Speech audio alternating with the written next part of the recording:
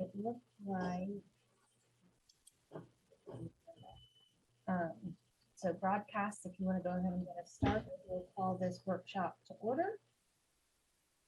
I'm not sure, Brittany, I didn't see Juan on. Are you going to be doing the roll call today? Brittany? Yes, Juan will be doing it. I believe he is on as DSD admin. He's running the Zoom. Oh, perfect. Okay. Yes, I'm here. Sorry about that. Welcome.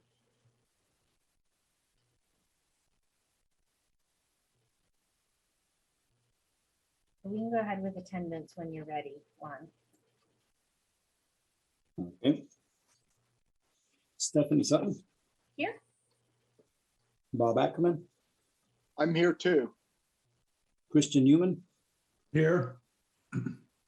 Thomas Hopkins. James Blythe. Sophia Colodero. Jason Hurst. And Tina Serkin.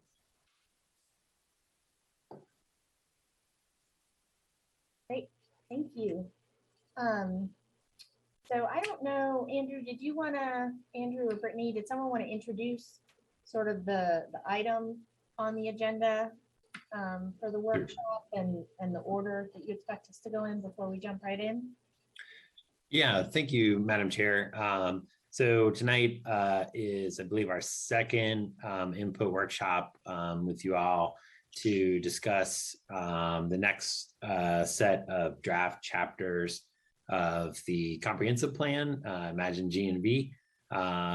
Tonight we'll be discussing the Our Health and Wellness chapter, which is a new chapter to our comprehensive plan dealing with community health issues, the Our Environment chapter, and our government chapter. We also have posted the How We Work chapter, which is the economy chapter, which is up on our website, Imagine GNV, for public comment. We are planning on talking about that chapter at your regular meeting later this month.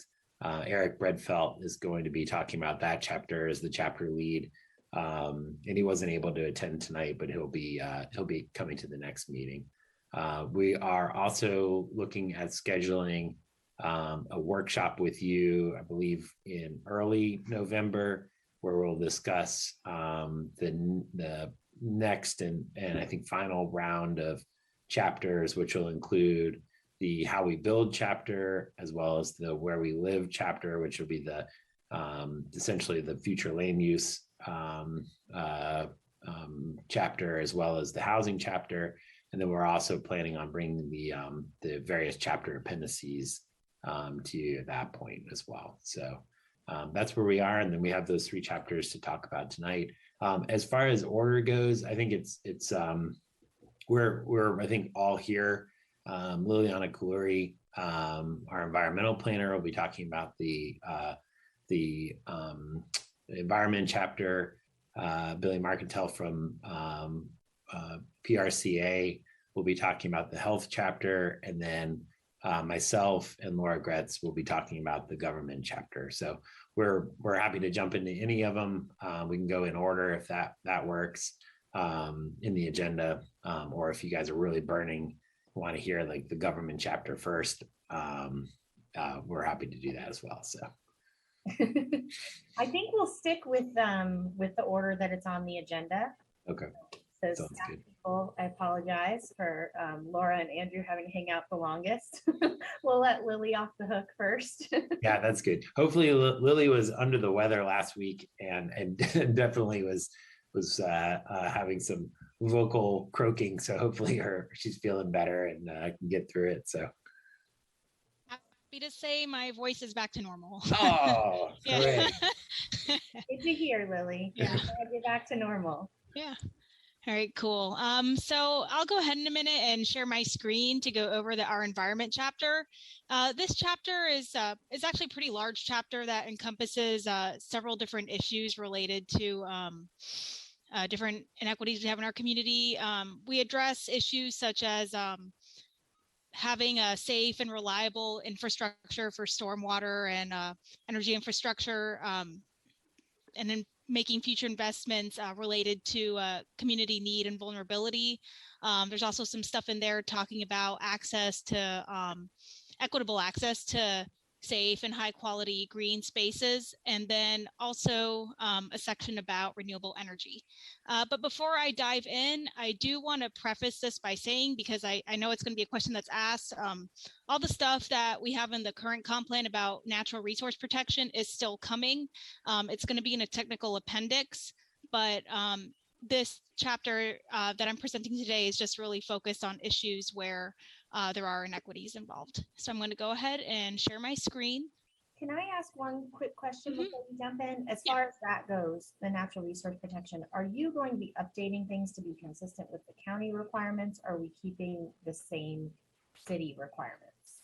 Currently, there's no proposed updates to match the county requirements. A lot of it's just literally being copied over.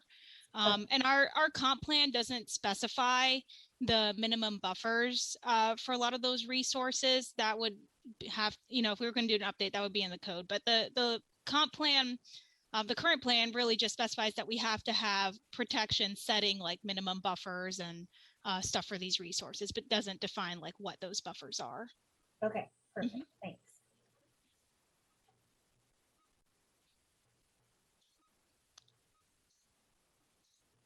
All right, can you guys see my screen? Yes. Yes. we can Okay. see it. Cool.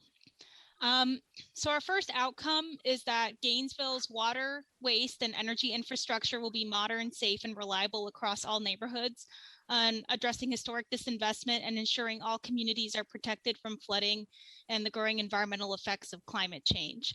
And the thought behind this specific outcome is that a lot of the infrastructure in our East Side communities and communities of color is aging and not built to current standards, which leaves residents more vulnerable to flooding and other extreme weather events that are just increasing in prevalence as, due to climate change. And there's also an issue that lower income homeowners may not have the money they need to be able to update their home accordingly, to be prepared for these weather events, and to have safe and reliable like water and energy infrastructure and appliances and fixtures. So we've come up with a handful of strategies to try to address these inequities. The first strategy is that we'll be developing a capital investment prioritization framework that basically is going to be designed to allocate city funding based on need. And this is going to be specifically related to like infrastructure investments in areas where people are most vulnerable. We also have a strategy to identify new and prioritize new sources of funding to be able to update substandard infrastructure in high-risk areas. We want to introduce programs to help support low-income homeowners to modernize their homes and be prepared for extreme weather events.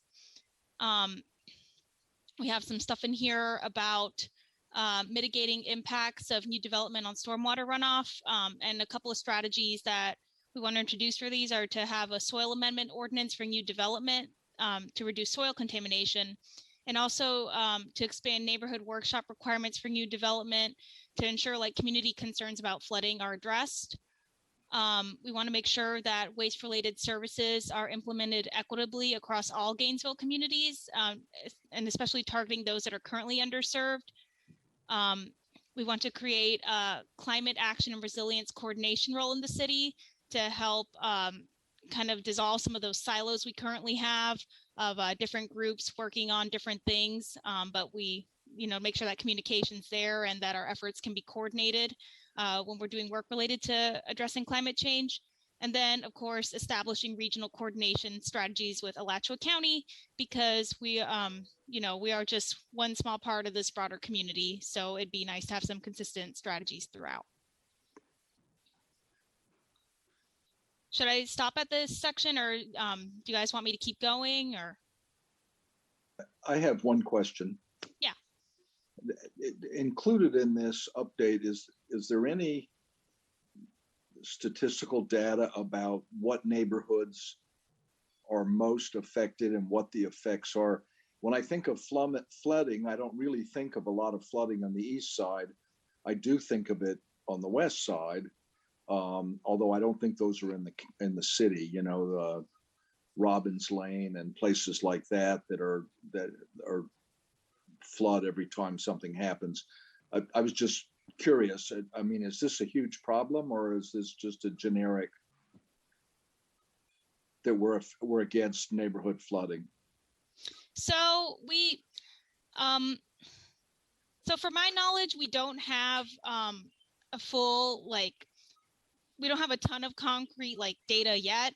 Right now, the Public Works Department, and I'm part of that team, is currently undergoing a FloodWise study that's basically to find where the existing vulnerabilities are. We do have a lot of anecdotal stories that in older underserved communities, people are more vulnerable to flooding just because there's not that modern stormwater infrastructure in the older areas. But that doesn't, just because the focus of this is addressing inequities, doesn't mean, it's not going to help people on the west side too. If their neighborhoods are found to be vulnerable to flooding and there needs to be an update to that stormwater infrastructure, I would think the prioritization framework would take that into account as that being a higher need area, for example. Thank you. Lily, I have some problems with how number 4 is worded. Mm-hmm. I think the conclusion to be drawn that development has the potential to increase stormwater runoff on neighboring sites isn't really consistent with what the code requires. The code requires you to more than treat the stormwater on your site. And so I just don't think that assumption is something that should be stated, because it's inconsistent with the city requirements for stormwater as well as the water management district requirements. Okay. In many cases, projects are treating more water than the impervious that they're proposing, because they have water coming to them from offsite. In addition, now we're also having to treat stormwater for any right of way that we're touching off of the site. So I sort of have an issue with the way that that's worded, as well as as B below it, assuming that it's going to have a negative impact. In many cases, what we find is actually when people complain or when we're doing development in an area with a problem, it ends up resolving some of that, and if we're able to have extra capacity to resolve an existing issue, we can. But the development isn't creating the issue, because they have to more than treat what they're going to create with the increased impervious. So I just think we should be careful with that, because the code and the water management district assure that this is not happening. You can't get permits if you aren't treating your stormwater on site. Okay, cool. And sorry, I'm actually writing notes as you're saying that, because I'm just one person on a group of us that are working on this. So we definitely want to incorporate all your feedback into this draft. This is Christian. My video, I can't get it to work for some reason. But yeah, a couple comments. Well, first of all, when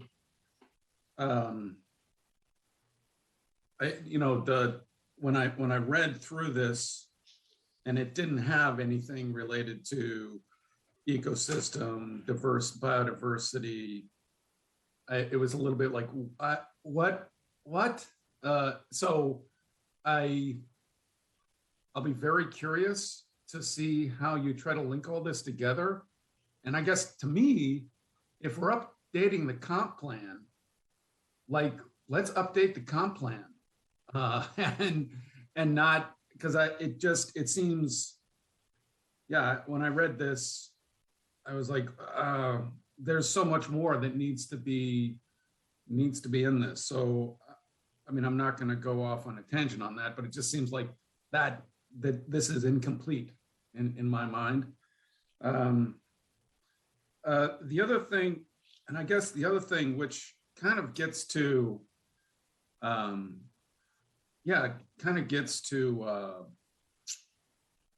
is I feel like what's also not, which is an opportunity, is to potentially sort of talk about nature-based solutions to try to sort of address a lot of these things in terms of like stormwater and other things, and not necessarily, like new development, but what can the city be doing to try to create sort of increased capacity to hold stormwater in lots of different sort of ways. And again, it comes down to our natural areas and our parks, and how can those be sort of integrated into building resiliency and to trying to deal with extreme, primarily what's going to be for us is extreme kind of water events and flooding. So yeah, I just think, I don't know, it just seems like more can be done.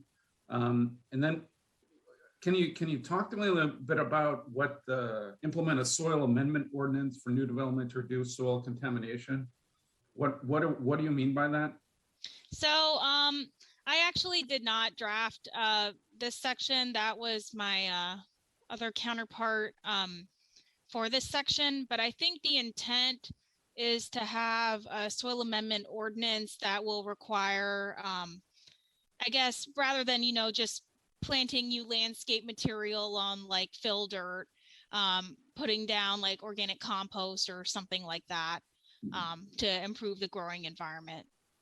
Yeah, well, I also, so if my understanding around this too is, and again, UF is doing a lot of work around this, is again, bringing in fill. I mean, obviously, a lot of, particularly if we're going to be developing on the east side, we've got to be bringing in fill, which is probably, but, one of the big issues which gets to water quality is, again, this is one, potentially when you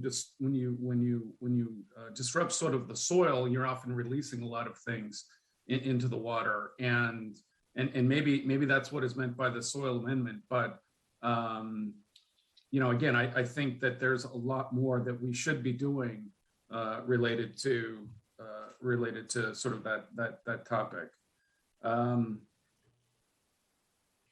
So and then I guess the other thing, again, I was looking at 5. And again, I'm not, by no means am I an expert on kind of recycling and everything, but I mean, one of my, general sort of questions as a community is, yeah, I mean, are we, I mean, yeah, I mean, are our recycling, is it actually sort of effective, and is it sort of doing what we want it to do? And there's a lot of assumptions, like again, when we put things in our recycling bins of what's going to happen, and from, at least from my understanding, it may not be happening as I think we all intended. So I guess if, for example, we want to try to become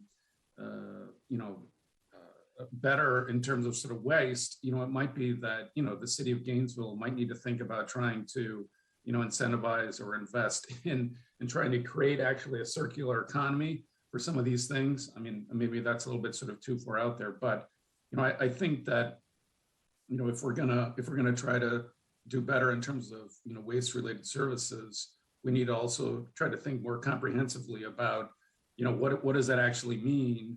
And how can we actually support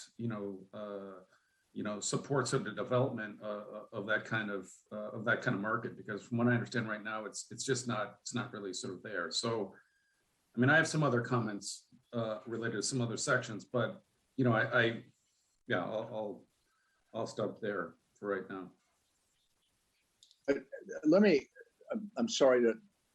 ask a question. I'm assuming that the appendices for these sections will have much more in the way of concrete implementation. I mean, this is all, at the highest view of Gainesville, and it clearly is not giving you a lot of direct advice on what you need to do.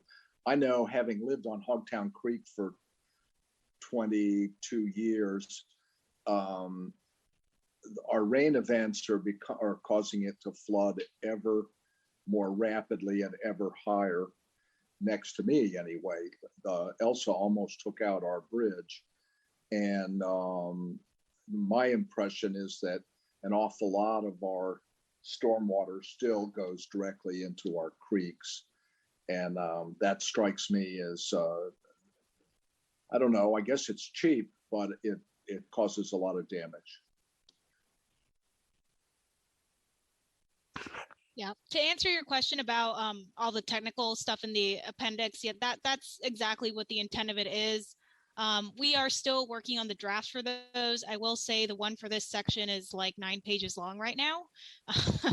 So a lot of the information that is currently in the existing comp plan regarding some of those technical standards for stuff such as stormwater, waste collection, resource protection is all addressed in there. And we're in the process of updating it with some new stuff as well.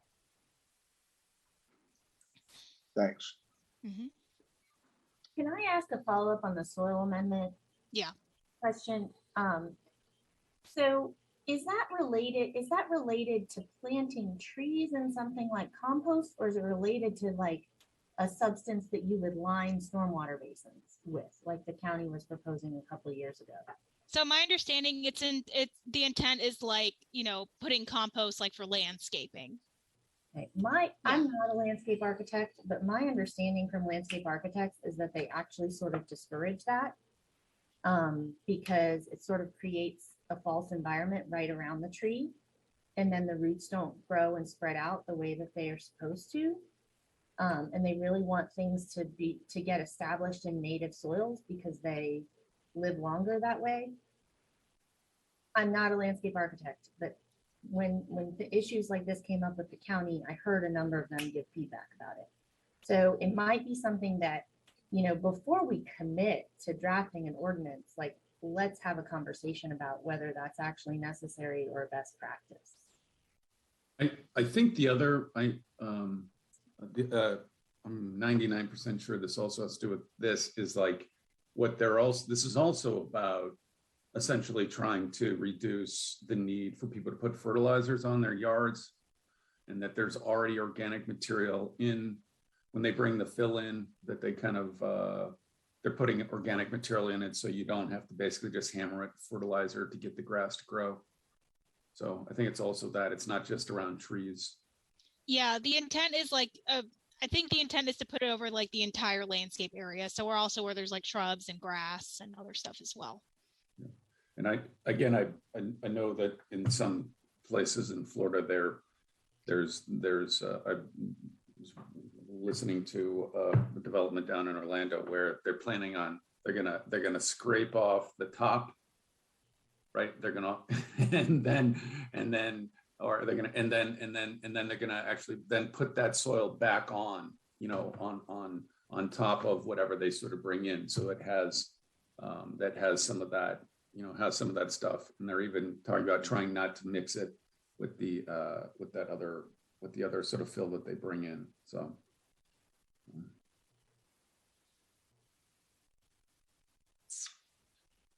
Okay, cool. Are there any more questions for this first outcome, or should I move on to outcome 2? Okay. Okay, move on. Go ahead. All right. So outcome 2 is that all residents enjoy a healthy environment with clean air, water, and land, equitable access to natural areas, and no neighborhood bearing an unequal share of polluting uses or sites.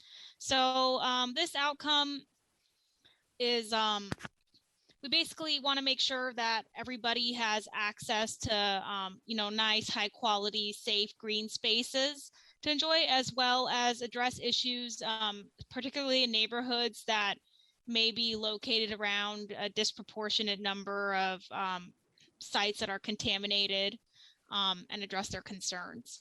So the first strategy we have for this one is to conduct a comprehensive environmental justice study to determine environmental justice areas and recommend strategies and timelines to address disparities.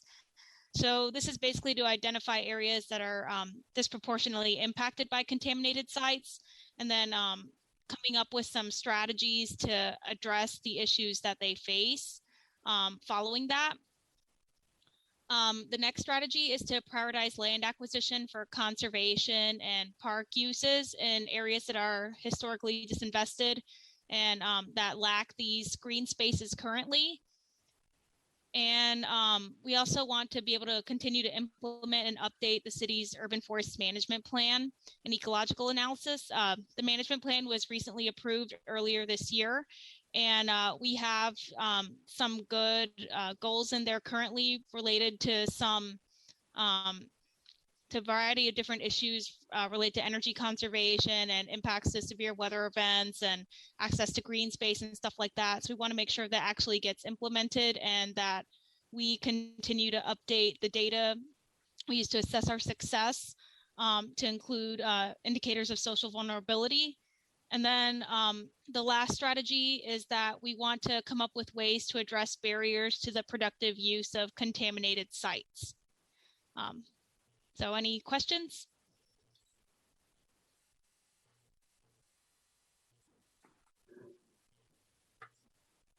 Jump in if I have any questions. Yeah, I don't really have any questions on that one.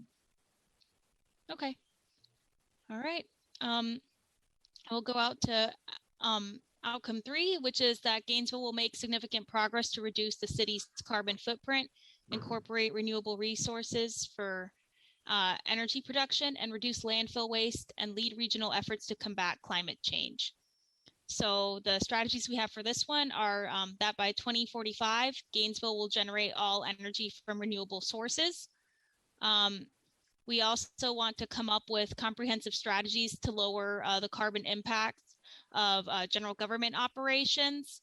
The third strategy is to promote and come up with programs to try to promote energy and resource conservation in historically disinvested communities. And then the last strategy is that by 2040, the city will divert 90% of citywide solid waste from methane producing landfills by expanding efforts like recycling and composting and waste reduction efforts.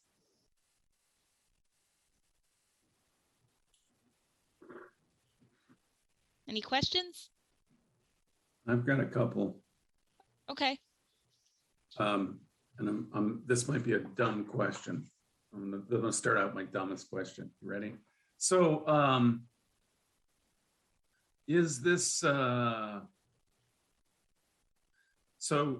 2045 we'll generate all energy from renewable sources. Is that something that's is that something that is like yeah, I mean, is that like required language? That's we're incorporating a directive that's come from the top. So that's kind of like borrowed language. Yeah. Okay. That's what I assumed. Yeah, I mean, I think we should have as many renewable resources as possible. I guess there's a lot of research going on into hydrogen and all these other things. And so now, granted, this is a 10-year comp plan, things can be sort of updated in 10 more years. I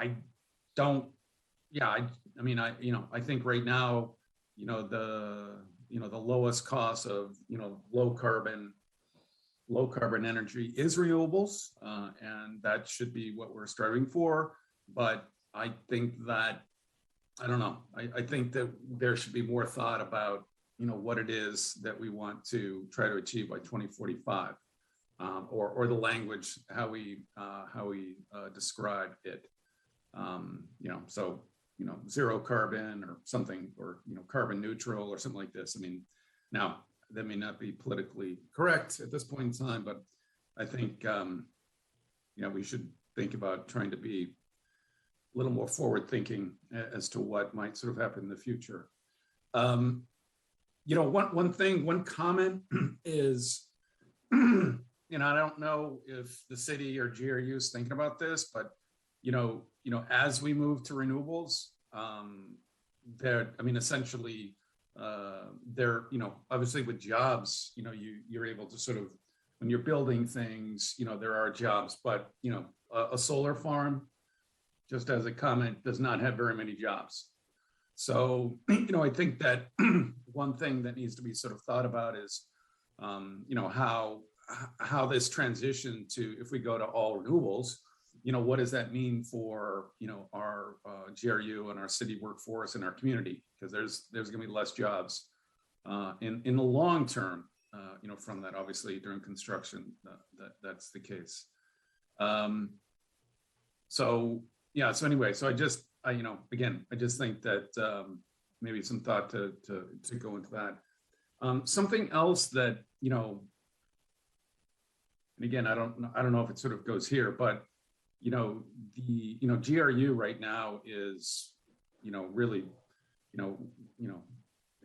natural gas is sort of the bridge to what we're going to sort of get to in the future.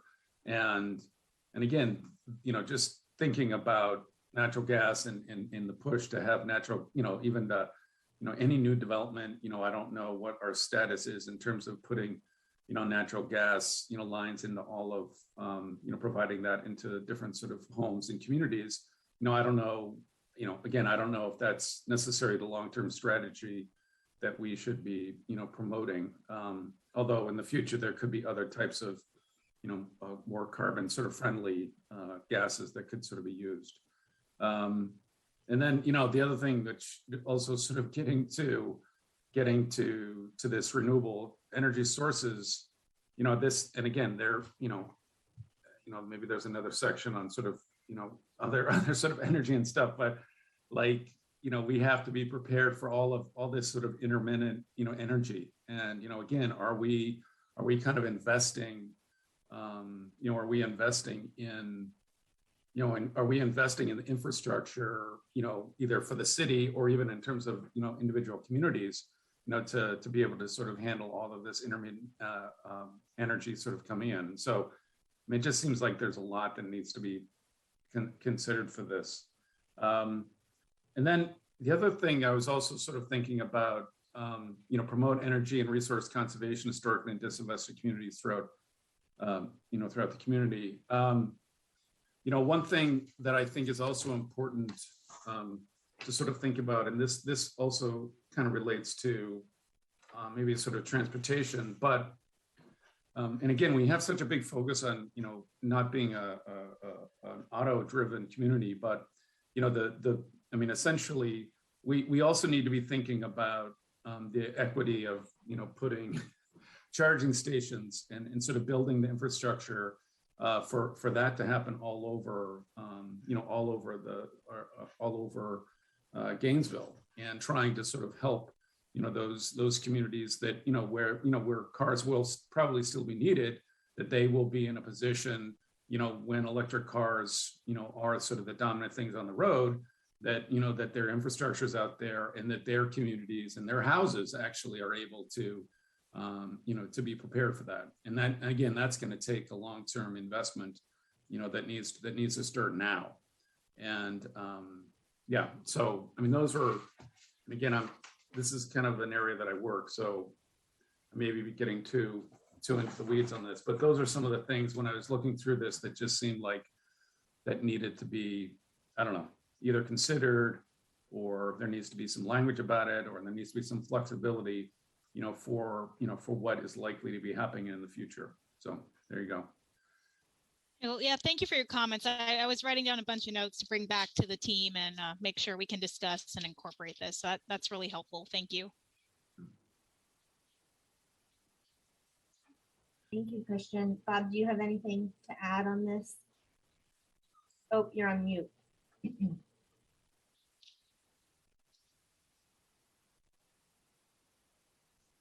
I think maybe not, he's on mute. The only thing I was gonna ask, and this seems like a silly question, but sometimes when I ask similar questions, I'm surprised by the answer lately. I assume there's people from GRU on this team with you and not just city staff, because GRU is part of the city. So the team lead is myself, and then Mike Heimbach, our sustainability coordinator in Public Works. We do consult with the other departments that are involved in this, including GRU, and try to get their feedback. So we have gotten some feedback from them, although I'll admit it has been somewhat limited.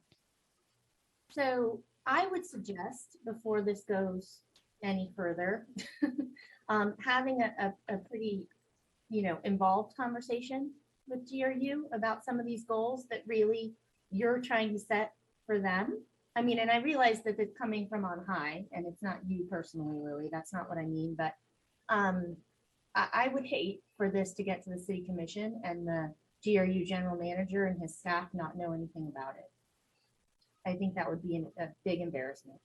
Yeah, and that definitely has not happened. I think, as Lily indicated, like, I've had several conversations with their upper with their various officers about this.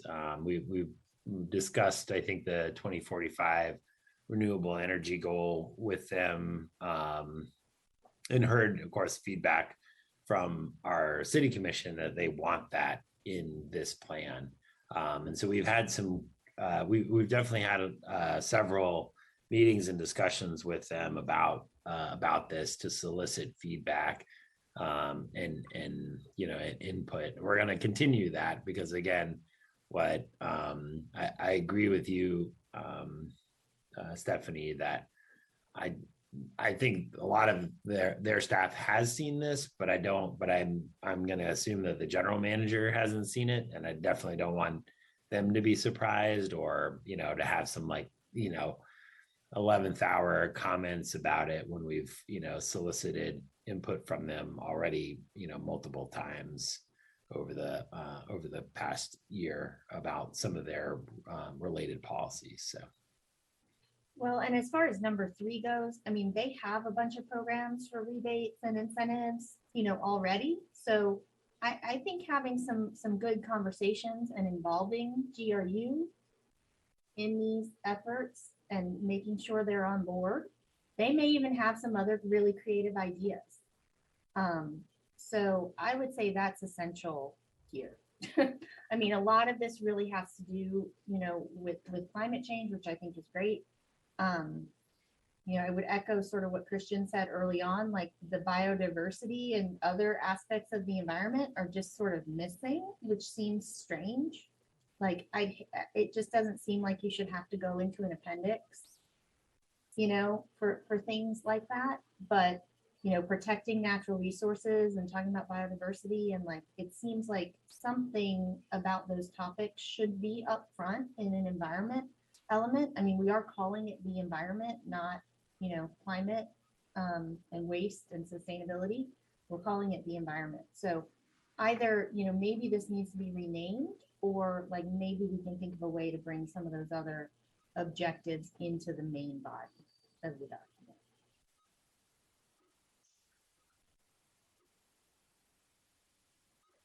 I was just thinking, if the city owned its own utility, maybe they would take your calls, Andrew. I know, normally I'm very charming, but yeah, no, that's good feedback. I think from everybody, and we can certainly take that back and have another focused, I think, discussion with GRU. I think to the extent that I think where we are now with the draft, I think we have probably more concrete information to share with them.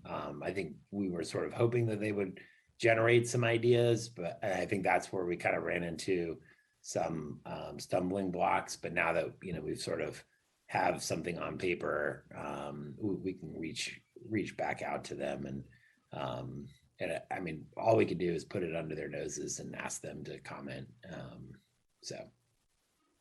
Yeah, and I understand that there's, some organizational issues going on right now, but this comp plan is going to be in place for 10 years. And so we really need to do our best to try to break down the silos and involve everybody. Yep, 100%. And I think at some point we really do have to nail GRU down and get them to commit to something. It's probably been 10 years ago they committed to do a whole bunch of stuff, and as soon as they walked out the door, never happened. So I think that's a huge problem. And somehow we've got to get them on board with this, or a whole chunk of this just doesn't happen.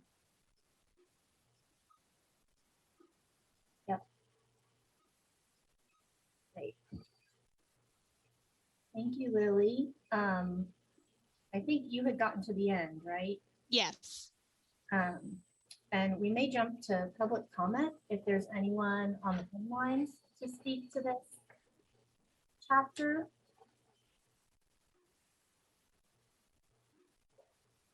So sorry, I was looking for the mute button, Madam Chair. Okay, so unfortunately, we don't have anybody in the queue for public comment at this time. The floor is yours. Okay, great, thank you. Just let us know if anyone jumps on in the next minute or two. Absolutely. Thank you, Lily, for being with us tonight. Hopefully you can take some of this feedback back. I'm also curious, and you may not know, this may be something Andrew has to jump in. It seems like a lot of things are being pushed to appendices. When do you think we're going to see a draft that includes those appendices? I think I mentioned it at the beginning. I think our intent is to bring the appendices to you at the next workshop for the different chapters. Okay, great, because that seems like it's kind of where some of the nuts and bolts are. Yeah, I mean, I think the plan board's relationship to the comprehensive plan is probably somewhat unique in that you actually, for you guys, you're sort of like us as staff, like where you use it, like on a monthly basis. Whereas like the comp plan also occupies this space as like an overarching vision for the city that is really kind of more in the city commissioner's realm. And so we definitely understand, like from the plan board's perspective, they're like, show me the like tools I'm working with, to do my job. So, and a lot of those, I think, as we indicated, are in the appendices. But that's our intent, is to bring the appendices to you at that meeting in November. Okay, perfect. Great. Thank you. Lily, thanks for being with us. I think we're ready to move on to the next chapter. All right. Thank you, guys. Let me stop Thank you. sharing. Okay.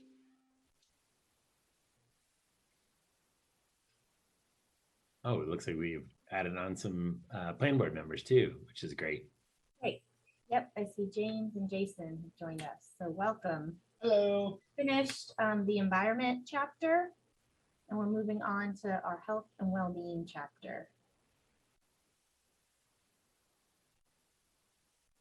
Good evening. So should I just kind of jump into it? Yep, go ahead. All right. Before I share my screen, it's just an old facilitator part of me. It's just a habit to always frame everything. But I'm not sure what the previous meetings or what has been explained about the comp plan so far. But this comp plan is a lot different than previous comp plans. It's modeled off of a results-based accountability model. So we're looking at outcomes, and the consultants, they're very clear that they wanted us to be aspirational in our outcomes, kind of shoot for the sky. Some things may not always be realistic to have it be 100% come true. But the idea is that we have different indicators that track our ability to make progress on these outcomes. And those strategies are ways that we're going to work towards moving the needle on those indicators. So some of the comments in the previous chapter about stuff with the appendix and where does it say how we're going to do this, that's another aspect that's different from previous comp plans. Instead of having the policies that say, we will do X, Y, and Z. We will work with these people. We will partner with these organizations. We will run these programs. This comp plan is a little bit different, that it's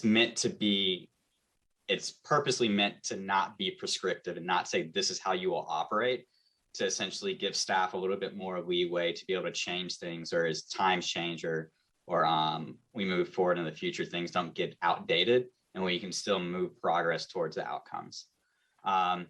So with that being said as well, the health and well-being is, it's a new chapter for the comp plan. There's a handful of, there's 3 outcomes.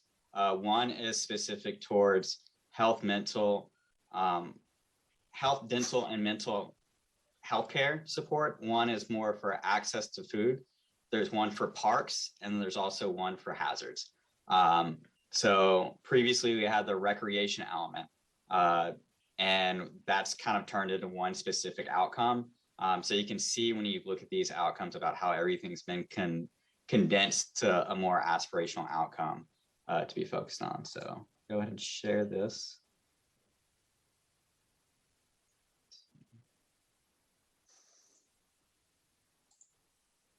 Do you all see outcome 1 at the top? Yes. All right. So for the first outcome for health and well-being, as it says, all Gainesville residents, including people experiencing homelessness, will have affordable and equitable access to medical and dental care, as well as mental health support. So like I said, aspirational. So it's really aspirational to think that we're going to get everyone in Gainesville that access. But as you can see, the indicators of how we'll look at moving the needle for that.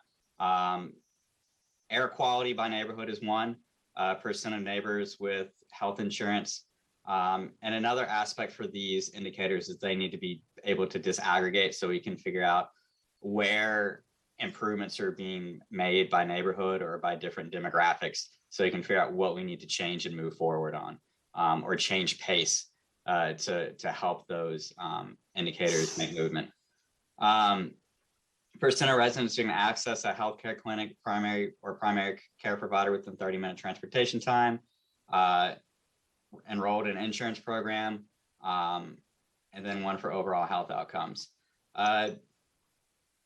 So some of these, as we move forward with the comp plan, some of these ways to track this data don't currently exist, and that's one of the challenges of this new type of comp plan. So we have to look at, are we going to have to put new systems in place to be able to track these, or new systems in place to be able to affect or to implement the strategies? And I know that's a discussion that's happened internally with the staff and the consultants, as well as the city commission, about sometimes we want to have moonshot ideas or different ways to be able to impact these indicators, and being cognizant of the fact that not everything exists as it is. So some of these strategies are purposely made to put systems in place so that we can impact these indicators and hopefully provide success for the outcomes. Strategy 1, increase medical care provisions in areas underserved by health clinics. The second is to expand affordable access to healthcare for low-income neighbors. Launch a messaging campaign that informs neighbors about where they can receive mental health support that reduces stigma towards people experiencing mental health challenges. Launch a messaging campaign that informs neighbors about the importance of opportunities to access dental health services. Improve neighbors' healthcare access through tailored programs for different groups, including neighbors experiencing homelessness. Support mental health programs for neighbors who have been impacted by the criminal justice system. Support community outreach teams via GRACE. And the city will continue to support, promote, and celebrate volunteerism around public health, community wellness programs. One thing that's a little bit different about this chapter than some of the other chapters is that, like I said, we don't have systems in place, or we don't have ways to, the education chapter is a good one. Like, we can't dictate how the school board does stuff, but we can have ways that we promote, or we can advocate for, or we can support different programs or organizations that are doing this work. This chapter, a lot of it is either bringing awareness or supporting those other organizations to kind of help them do what they're doing so that they can reach more people, if that makes sense. Do you have any questions about outcome 1? Yeah, Christian, I have one question. So for the indicators, air quality by neighborhood, and again, maybe this is a list of potential indicators, but what is that? What is that indicating? So if there is high pollutant areas, it's so we have, like Andrew said, we met with a lot of different healthcare providers, and this is one that they kind of identified, that air quality is very closely related to overall health. If you live in highly polluted areas or areas that don't have good air quality, that your overall health is not going to be as positive. Yeah. So this is one that was recommended. And like I said, there's some of these things that are in place. We have to find ways to measure, and we have to put systems in place to be able to manage or to track them. So the overall thought though is if there's some areas that have more traffic or more pollutants to that area, they may not have the best air quality in that area. So what are other things that they can look at? A lot of these chapters are going to cross over each other. They may not be specifically labeled in the outcomes here, but we'll have to work with other areas or other departments to be able to achieve some of these. So if there's certain areas that just have really high pollution from vehicles, that might be a conversation with mobility and transportation of what are routes that are there. Are there any ways that we can help relieve congestion? Or it could determine that there's some other pollutant that could be created from something environmental or some other source in that area that could be looked at.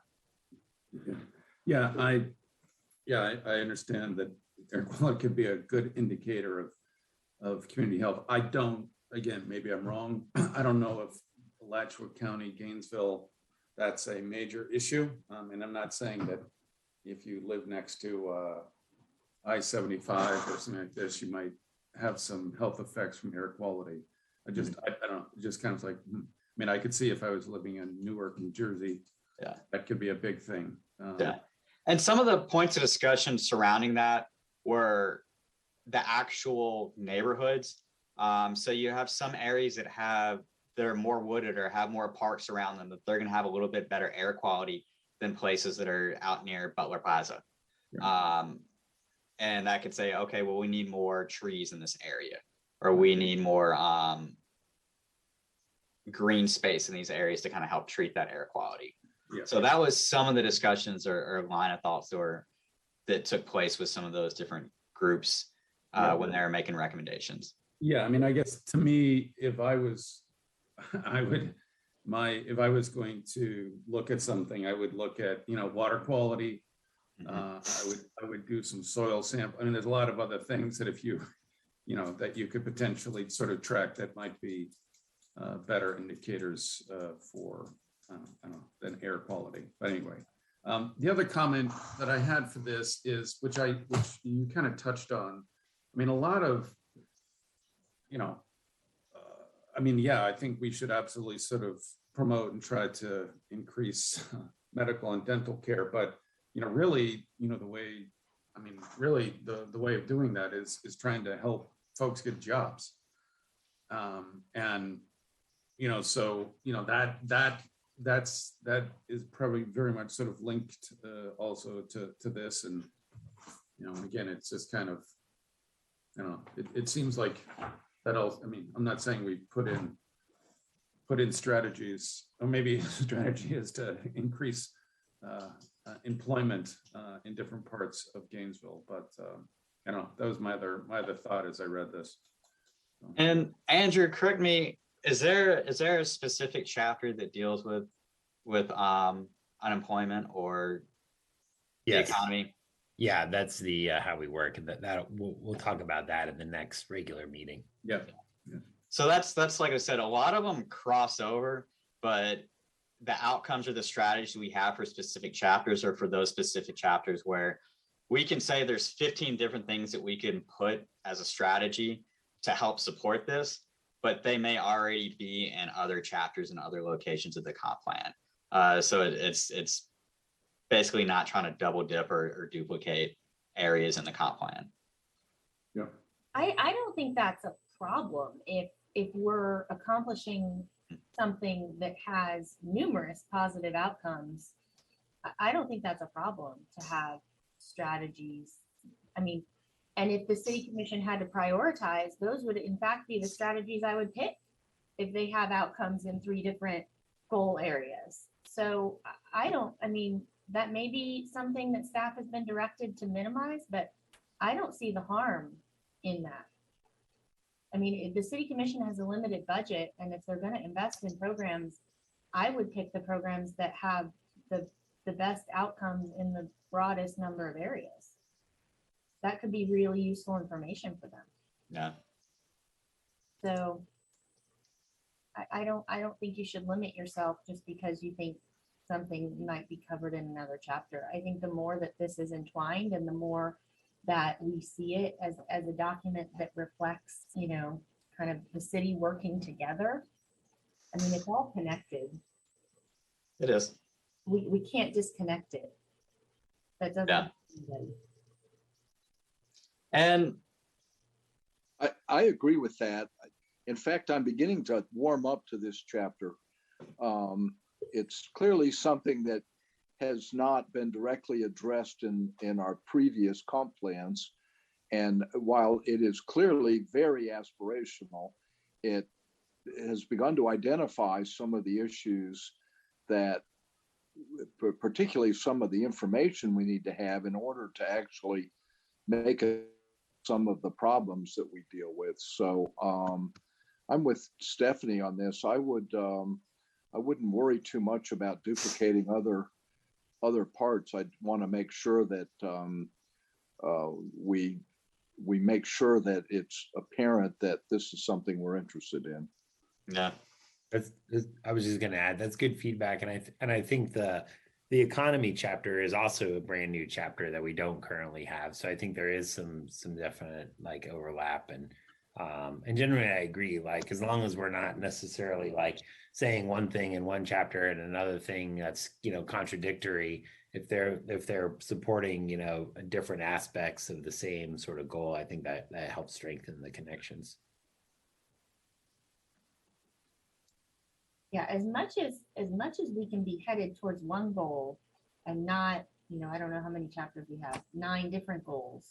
I mean, I think that just makes sense. We all want Longer. to be Yeah. safe, you know, productive community. So, and so Andrew, I hope maybe you and Brittany can take that message back to some of the other, you know, chapter writers and maybe, you know, even get all the heads together in one room at some point to talk about, look, we've all been working, you know, probably somewhat in isolation. Like, let's share what we're doing and how it is connected. I think that's a great message for the commission. Mm-hmm, definitely. Yeah, we started out with a lot of our chapter lead meetings being together, and then obviously for, you know, for working purposes, we've like broke out into subgroups, but it may be a good opportunity to, now that we're working through the drafts, to bring everybody back together and kind of make sure everybody's seeing what everybody else is doing. Great. Thank you. and you all aren't the only group. So a lot of the other groups, they have a lot of recommendations, and it's typically, well, this falls into another area. We know they've already been working on that, so it's not the first time that it's been discussed.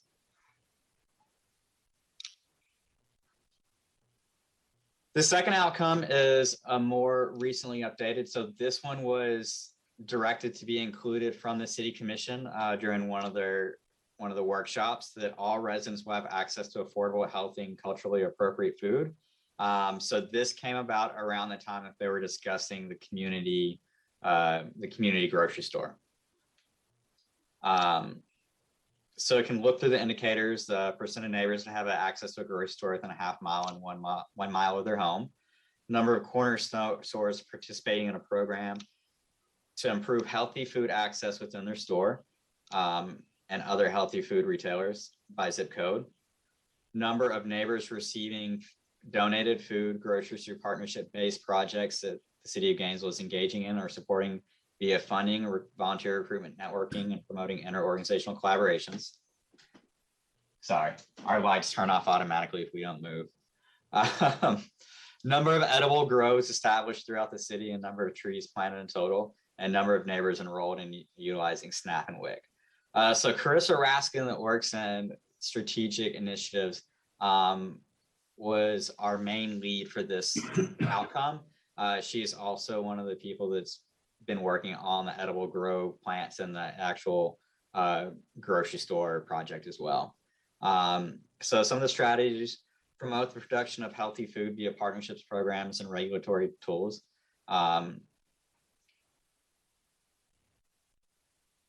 I'm just going to ask. There's a lot of words here. I hate to feel like a elementary school teacher and read everything out. Do you just want me to stick to the bullets? Do you want me to go through each of them for those that may not have access to it or be able to see it?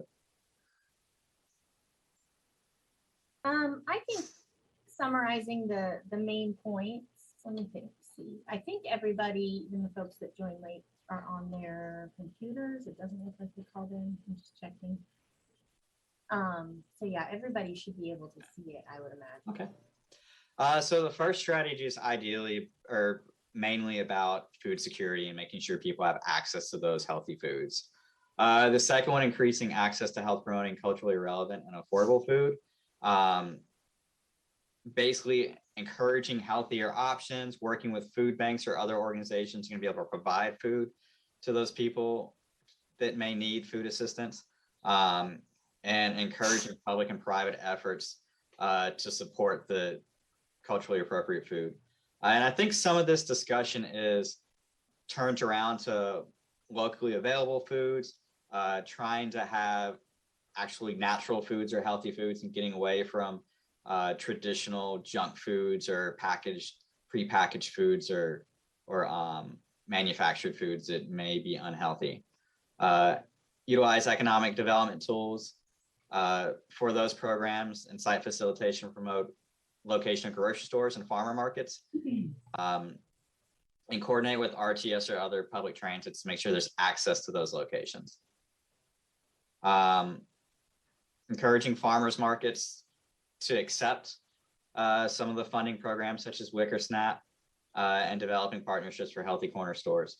Another area that they've talked about with this is wanting to encourage some of those corner stores to carry more healthier options and some natural products or some different produce rather than just your typical bag of chips or prepackaged sandwiches, things like that you might find in a quick stop. The third strategy is promote healthy food consumption through education and partnerships. And again, there's kind of a trend here, working with other organizations or other people to help make this happen, and to encourage these different options. Supporting the programs such as the food prescription programs and Fresh Access Bucks, working with UF and IFAS Extension for providing educational programs and materials to the public that promote healthy lifestyles and food choices, as well as promoting a healthy community by enhancement of school-based health promotion. So this one, there's fewer strategies, but there's a lot more to each strategy compared to some of the other outcomes. But really, this is making sure that our neighbors have good, healthy options for food and access to foods. Any questions for outcome 2? So I'm going to ask a silly question. When we look at those indicators, do we think that we want to see an increase or a decrease in the number of neighbors receiving donated food and the number of neighbors enrolled in utilizing SNAP and WIC? Because and we're not talking about the economic element tonight, but I'm looking at the big picture. Long term, do we want more neighbors, connected to these programs? Obviously, if they need them, but we want neighbors to get good jobs so that they don't need those programs. So that's our indicator. Are we asking for that number to go up over time? I think it's all relevant. So some of these would probably play into unenrollment or unemployment or poverty levels. So I know there were discussions about looking into the ALICE reports for different economic levels or prosperity levels across the city. That is one thing that could probably be improved on all these indicators of what specific direction we're looking for. I'm not sure if it's just the way that the RBA approach works, that we're identifying the indicators, whether or not they move up or down. It's really just an indicator. And the goal of that indicator is to show us success. towards the outcome. So if number of neighbors enrolled in utilizing SNAP and WIC are low, and we know that we have a certain percentage that are eligible for that, and it's much lower than it should be, we might want to encourage them to enroll and have those programs to help them enroll. I know some of the discussion is that there's the number of people that are eligible and the number of people that are actually enrolled are very different. So I think it's that goal of closing that gap between how many are actually eligible and how many are actually enrolled so that they have access to that and can eat healthily. Okay, so I think what you just said sounds great. That's not what this reads right now. So I think our goal needs to be to increase the number of people out of those eligible that are enrolled. But I also hope that in the next 10 years, we can decrease the number of people that are eligible. Mm-hmm. And yeah, and as a reminder, the indicators are not specific goals. They don't have targets. They're indicators. Well, I hear you, and that's where we're at. But in the big picture of this is that we are going to have a website that tracks these things. So it is going to be tracked, and we do need to know what direction it's going to go. And so I think that they need to be written clearly. Yeah. And so if this objective should be to narrow between who signed up and who's eligible, that's great. And maybe it's in the economic element that we want to reduce the number of people that are eligible because they have jobs and they don't need these support services anymore. I'm all for both of those things. They're just very different things. Yeah. So let's just, when we're choosing an indicator, I do think it should be clear to us what direction it's supposed to go. And in most of the cases that we've seen indicators, it's intuitive whether something should be going up or down. But these cases, just the way it was worded, made me wonder. Yeah. So. And it might be just refining that. So the last one, I think it could be written as number of eligible neighbors enrolled in utilizing SNAP, because that basically narrows it down to not how many we have in the city, but how many are eligible in utilizing that service. So I think it needs to be handled as a percentage because, like I said, in the next 10 years, I would like for the number of eligible neighbors to decrease because their incomes are going up.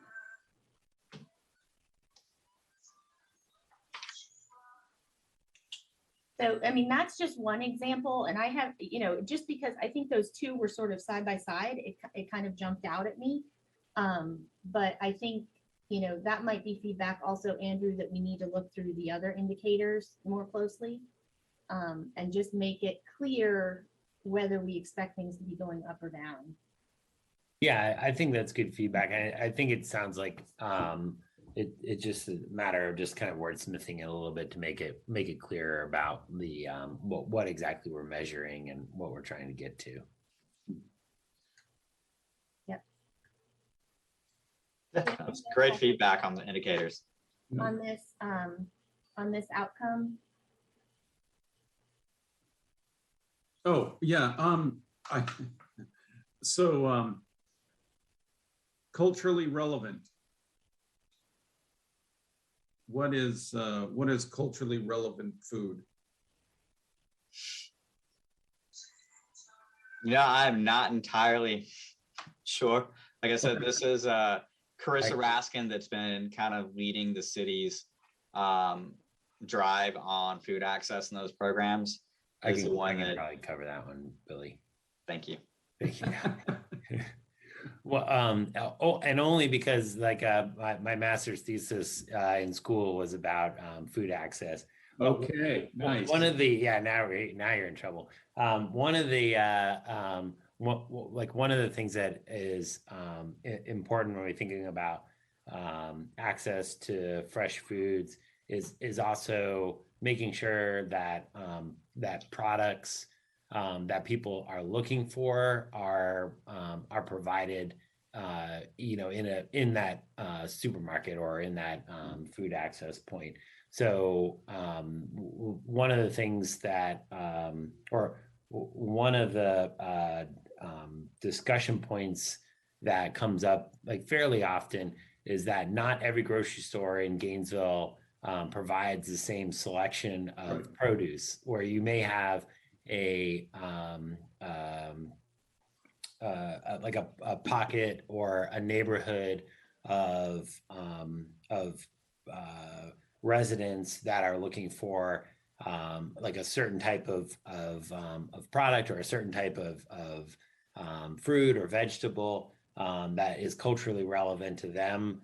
That may not be present in that grocery store. So you think about like stores that cater to a Latin American audience, or stores that have more sort of culturally. Yeah. Okay. Like, does that make sense? Yeah. If you go to Ward's, you'll get the idea. No. Yes. No. After you guys started explaining, I was like, oh, I'm a dope. I get it. And I think it ties back to like locally produced food as well, like especially fresh fruits and vegetables that are local to the area or local to our region. Right. So and I don't know. And again, this could be like a sub bullet under one of these strategies. The cost of actual healthy food is sometimes more than what is less healthy.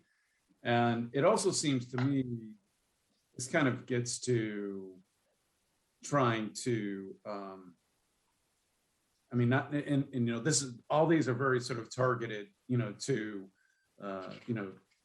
trying to sort of address some equity issues, but it seems to me that some of this could also like in terms of affordability, like again, if we could particularly with some of the likely grown food or culturally relevant food, if there was if that was like promoted more across the community, and where there was just more that it was sort of being grown, there was more demand for it, and it it could sort of help sort of lower the costs of things, because does that make any sense? I just trying to provide sort of healthy food is a challenge, and we're competing with just low cost unhealthy food. So there seems to be some other maybe macro or sort of local economic things that we might be able to sort of do to help sort of promote the growing of those kind of things to help sort of drive the cost down for this for these particular communities. I don't know, does that make any sense? Yes. And I think that's one of the reasons why they're looking at trying to encourage more pop-up farmers markets or different services like that across the city, and make it easier for those local farmers or people that produce local foods to be able to sell it without having to go through a major retailer, because that does drive down the cost of food, being able to source it locally without having to go through maybe a grocery store that's purchasing from a major retailer or a major farm system. And I also took down a note about the culturally appropriate food, because one of the goals for this comp plan is for your average person off the street to be able to pick it up and read it. So, and if the fact that I can't accurately describe what that is means that a lot of people are also going to pick it up and read it and not understand what it means as well. So probably define that in the actual outcome. Are there any other questions for outcome 2?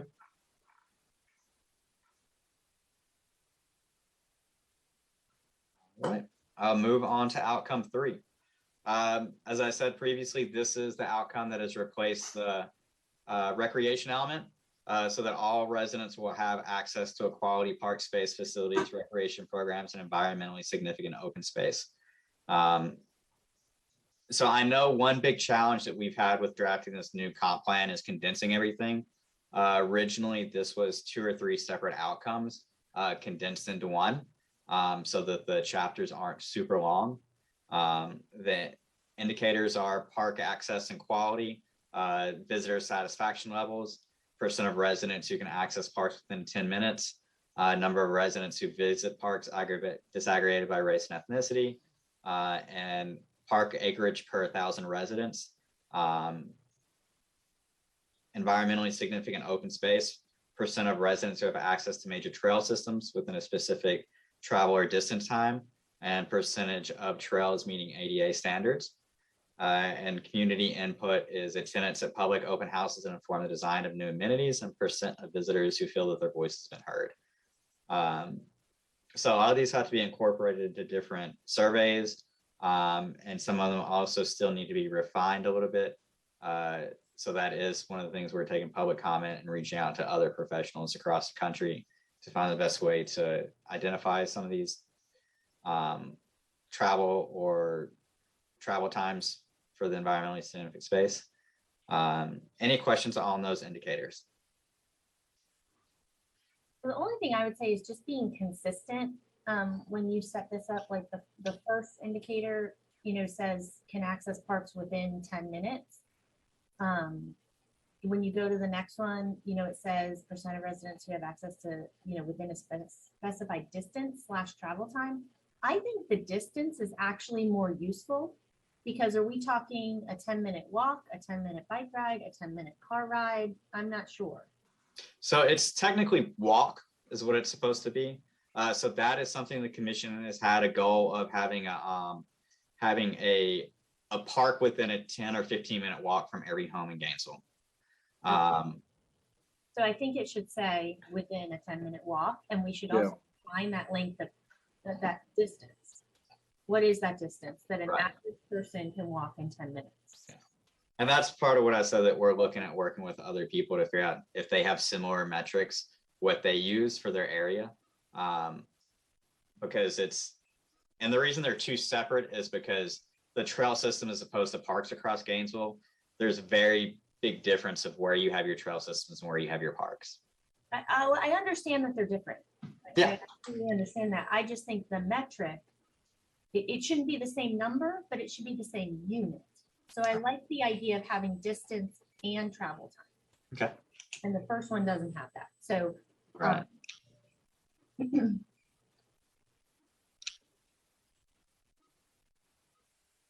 Any other feedback on these from board members? Okay, go ahead. Jump into the strategies. Consider the quantity, quality, and accessibility of existing parks in a neighborhood when prioritizing funding for construction and maintenance of park amenities. So some of the big ones on this is whether or not, if we're going to look at creating a new park, whether or not the city owns it or we need to purchase it. So we talk about the 10-minute walk. As you move further west, you have fewer and fewer parks. There's a large concentration of parks in Central and East Gainesville. But if you move west, we're obviously need to develop more parks. But we want to figure out whether or not there are parks or they're non-city owned amenities. So some of these could not necessarily be parks, but they could be different trail services, county parks, but they could also be private amenities such as a wellness center or a different pool or a private pool. And also accounting for accessibility of the parks and amenities in a neighborhood when identifying new areas of parks. So we want to look at what's around that park and what is already there. So if we have an area that has tennis courts and we want to build another park a couple blocks away, we're obviously not going to want to build one with tennis courts. We want to be able to spread those out and get as much accessibility and access to these as we can. And one thing we are looking at doing to support that is we have a master plan. The parks PRCA has its own 20-year master plan. We are about 8 years into that.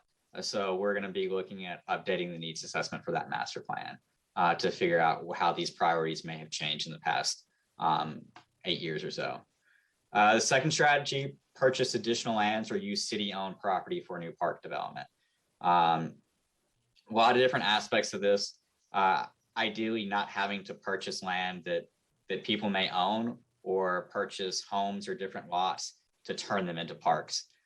So we want to use what assets we already have rather than taking more assets off the tax roll, and or finding undeveloped lands to be able to put these on.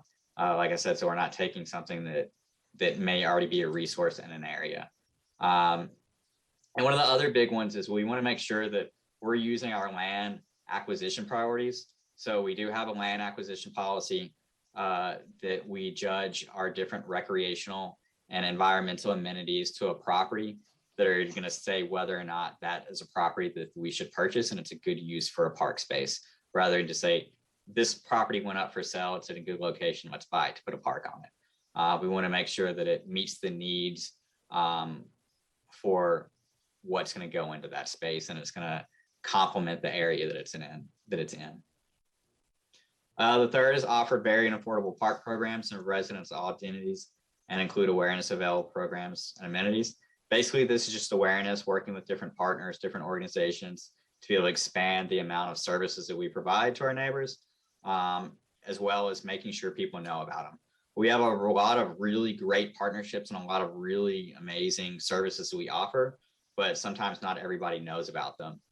So that's it's almost as big of a struggle to implement programs is to make sure that everybody knows about programs.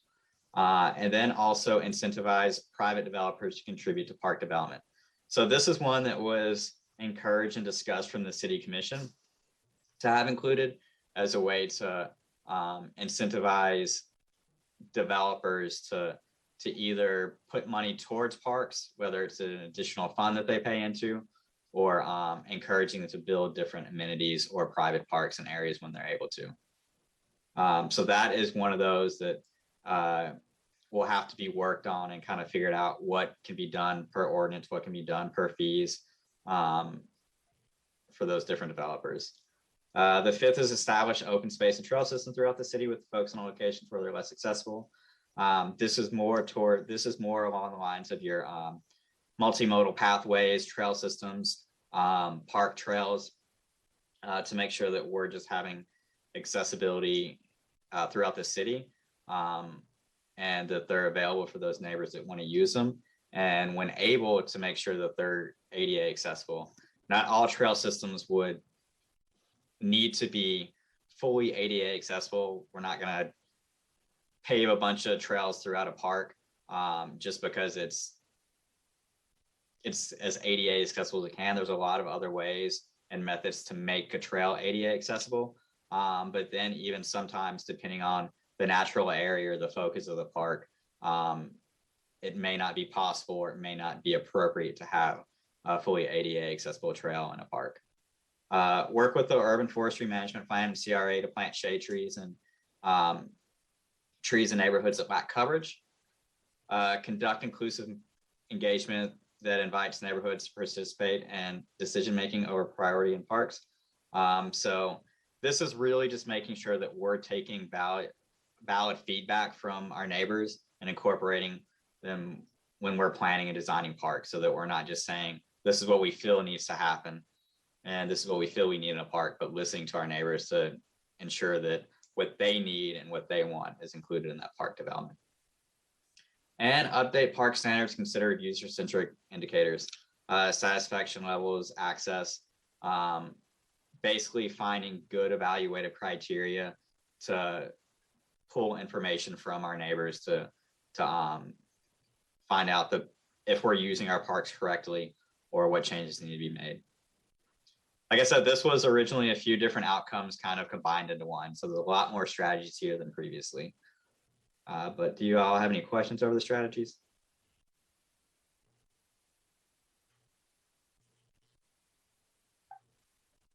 I don't really have any. Again, I think this kind of gets to climate change and kind of resiliency, and like, as we start to plan out and build these parks, like, we've got to think about days that are going to be hotter, and like, plan either shade trees or basically making sure that there are places within sort of parks where people can sort of get out of the sun and be safe, because it's getting worse and worse out there. And yeah, so I don't know if that's something that you know, I don't know, just planning parks for the future. Yeah, definitely. And I think that's why we had one of the specific strategies about having a focus on planting as much trees and shades where we can within parks and trails and different streets when possible, specifically for those reasons. Yeah, and again, but there also could be, you know, there could be hard structures. I mean, there could be other things, you know, like, Yeah. you know, like, you know, now the, you know, coverings for the basketball courts or, Mhm. you know, like when you build tennis courts, you know, there's, you know, big areas where there's shade and stuff like that between the courts. I mean, just things like that, which, you know, do cost more, but those kind of things will increase, you know, the usage of those things and, you know, make it so things can be, you know, used, you know, more often and year round. So. Yeah, definitely. I'll write that down.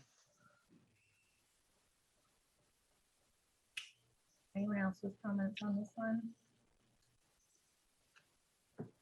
I have one random comment, and it's actually probably a little bit more for Andrew than related to this element, but this outcome starts off with the word Gainesvillians. And I think it was somewhere else throughout here too. I'm looking for that one. I had circled the first one when I read through this, but I saw it sort of underlined in red as you were going through the strategies as well. And I think at a previous meeting, we had talked about maybe not using Gainesvillians. So I just wanted to echo that from our previous workshop, that let's come up with some different words. And I think there's a suite of terms that we can use, but Right. we weren't big fans of Gainesvillians. Yeah, I think that's been a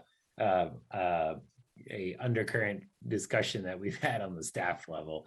I think that's good feedback. We'll probably figure something out and just do a global find and replace for Gainesvillians. Maybe Gainesvillager. Gainesvillager, yeah. I was thinking Gainesville denizens. What is that? Gainesville residents, just Yeah. you have to be excited. Denizens So of Gainesville. bureaucratic. I want to be a Gainesvillager. Maybe you can sneak that in for Hog towners. okay, that was just a silly comment. Anybody else on this outcome before we go on to the last one? Nope. Thank you. Go ahead. All right. And the final outcome for this chapter is all residents will be protected from hazards. Some of those indicators: hazards by incidents by neighborhood, percent of 911 call responses by police officers, firefighters, EMS, and mental health professionals, percent of households protected by working smoke alarm during emergency response or courtesy inspections by neighborhood, and percent of staff trained in mental health first aid. So this is one that our Chief Hessen with GFR that works with the Community Resource Paramedicine Program has been working with. So a lot of that will fall under their specific area and ways to support that. So the first strategy is continue to support neighbors who have been involved in fires and accidents. So as we talked about ways to kind of think for the sky or shoot for the sky, what ways we can help support this. The thought for this came out to when you do have a huge catastrophic incident where there's a fire of a home, like making sure that both the neighbors and community builders have access to resources to support them, whether it's additional food security, know how to reach out to insurance providers, get trauma care if needed, and just really supporting those individuals and staff that have been affected by that incident or may respond to that incident. The second is create an emergency response system that dispatches different experts based on the need and triages without slowing down response time. So this is another moonshot idea of trying to find a way to work with those people that call emergency services locally. And if this is something that we really need to dispatch a police officer or an EMS to, or whether or not we can possibly have mental health professionals that can basically triage those calls instead of dispatching emergency services, maybe transferring them to one of those mental health professionals to be able to receive that care in a different avenue than your typical 911 call. Provides free smoke alarms to all residents. Provide assistance to residents in need of reducing risk calls, especially for the elderly, and addressing community firearm safety. Any questions for outcome 4?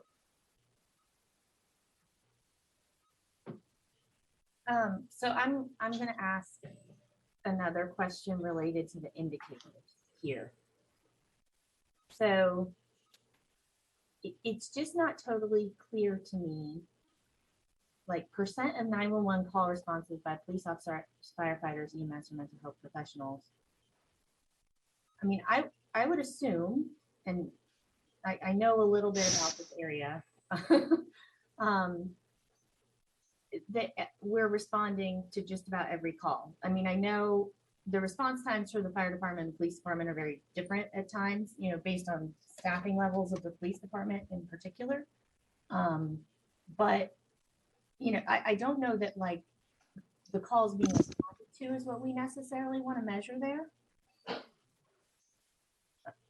And I'd have to follow up with Chief Hessen, but it's possible that the intent of that indicator was to break it out by that percentage of who had responded, whether or not they were firefighters, EMS, police officers, or mental health professionals. And if that's the case, I guess I'm not sure what trends we're looking for over time. And I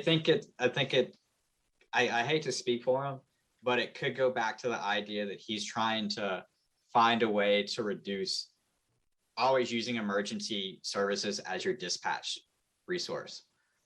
So if something happens where there's something that someone may be in a mental health crisis, to not say, we're just going to send a police officer there, because sometimes that could exacerbate situations. Or they may not be the best person to respond, where they can say, we'll send a mental health professional out for that. But again, it kind of goes back to the previous one where, like you said, being a little bit clear about what we're measuring. Yeah.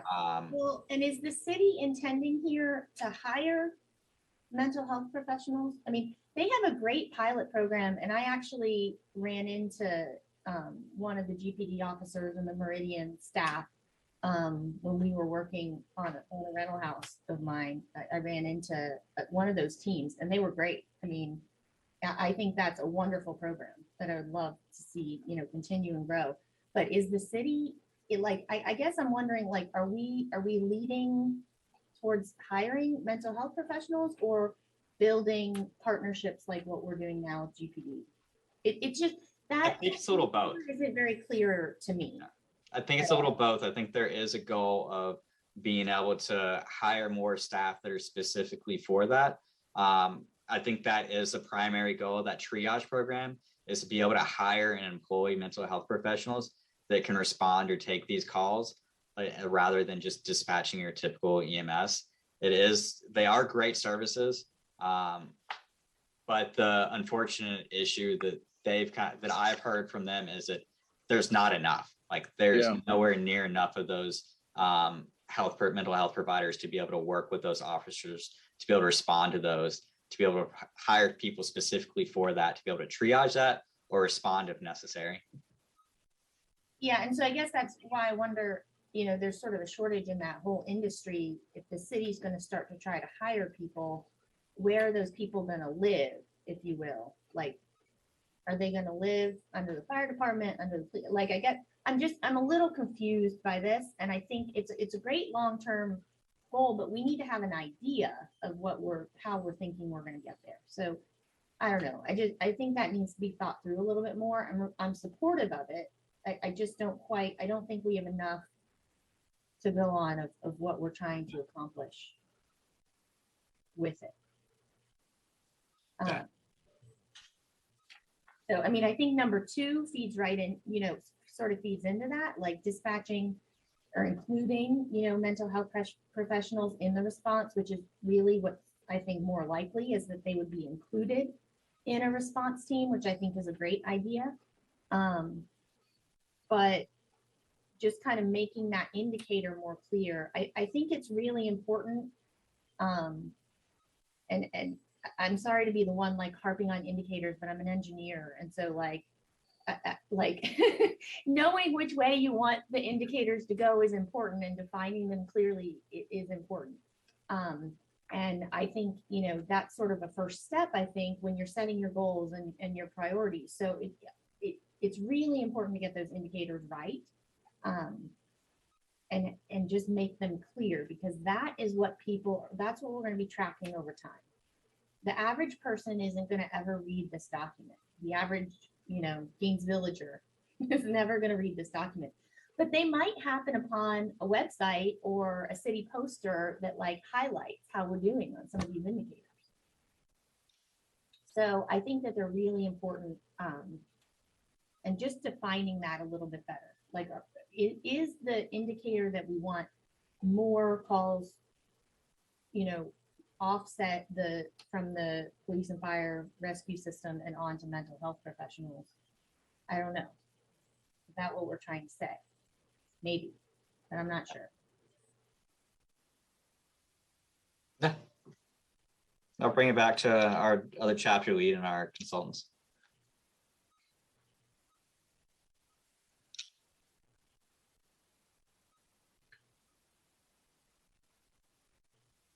I know you mentioned Chief Hesson. Do you have somebody from the police department on this team as well? There's someone in our group, but we have 2 chapter leads. So we do have different groups of staff that'll review and give feedback as necessary. So yes, there is someone on the chapter that's from GPD. So that when we have occasional meetings where we'll reach out to them and say, this is their latest draft, this is where we're at. And if they have any comments, they'll share those comments. Okay.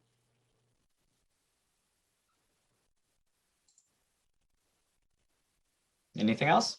That's the last outcome. Anybody else on this? No. Okay, with no more comments from the board, we'll take it to the phone lines. Are there any members of the public that wish to speak on this chapter? Madam Chair, there is nobody on the line at this time. Okay, great, thank you. All right, well, thank you for being with us tonight, and we'll look forward to seeing the appendices and the more final version of this in future meetings. All right, thank you. Thanks. Okay. Then on to the next chapter and the last one for tonight, our city government. All right, let me go ahead and share my screen. For those wonks in the audience or on the plan board, this is going to be essentially replacing everybody's favorite element, the intergovernmental coordination element, which is a mandatory element under state law. And I think as you'll see, there a lot of the sort of the thrust of the intergovernmental coordination element is still really, I think, embodied in the new draft, which is essentially that the city and its partners shall work together on issues that face the community. Obviously, in this case, with a special emphasis in advancing racial equity, as well as I think some inward focused policies which is a little bit new for, I think, the previous intergovernmental coordination element that really talks about trying to align what we're working on with this comprehensive plan with some of the other major elements that guide city work, including the strategic plan, and Laura Gretz is here from the Strategic Initiatives Department and has been my co-author on this, as well as the city's annual budgeting process. So one of the sort of beautiful golden aspirational outcomes is a comprehensive plan, a strategic plan, and a budgeting process, and or 2-year budget that are all in alignment and are speaking to each other. And so some of the chapters we'll go through talks about bringing those things into alignment. They are, currently not in alignment. Not that they're out of alignment, but they sort of operate in sort of separate processes. And so Laura and I have spent a lot of time in the last several months sort of thinking about, okay, how could we bring these, more into concordance? So, and then the sort of third thrust of this is really kind of taking really kind of what we're doing here, as well as other sort of city processes, and trying to do a better job in sort of demystifying how decisions are being made at the city or in the local government sphere, as well as providing sort of more sort of opportunities for direct neighbor engagement, Gainesvillian engagement with people. So with that, I'll go ahead and share my screen. Everybody can see that? Yes. All right. And Laura, feel free to jump in at any point to add anything, or to, pull the shepherd's hook and pull me off stage if needed. That would be fun. So I think I kind of gave you a sort of overview, I think, of what the sort of main ideas of this chapter is. I think one of the things that really we're sort of focusing on in the introduction is recognizing that, at the national and local level, oftentimes historically, the perspectives of some of our underserved communities of color, are not represented or are underrepresented in critical decision making. And those really kind of do revolve around some of the things that we talked about: planning, budgeting, where money gets invested, public money gets invested. And some of that stems from past historical practices, which were intentionally trying to limit the ability of those groups to participate. But and what we see a lot today is that there's just a really big gap from your sort of average neighbor about sort of understanding the machinery of local government. So some of that is really kind of deals with what we do in terms of outreach and engagement. So we talked a little bit about sort of the progress that we're trying to build on, and obviously the city government has taken a lot of steps in the past year and a half, 2 years, in trying to institute changes at the organizational level that really try to deal with our goal of advancing racial equity. And we highlighted some of those as a sample in this introduction. And then just sort of talking about what's at stake, which is obviously that we're really trying to both dismantle past systems that have created these inequities that we have in our community, as well as sort of thinking through what a new sort of government structure, a new framework could be to make decisions that are more rooted in equity, and thinking about like our most vulnerable neighbors. So with that, the first outcome is that all Gainesville residents have clarity and resources to understand how the city prioritizes and invests in community through zoning, planning, and budgeting process. So this is one of those internal outcomes that we talked about how do we align those three sort of aspects: the comp plan, the strategic plan, and the budgeting process, and really sort of be able to like translate that to people that live in Gainesville. So the first strategy is talking about expanding efforts to build community capacity and understanding, to prepare neighbors to more meaningfully advocate for their interests and participate in some of those critical decisions.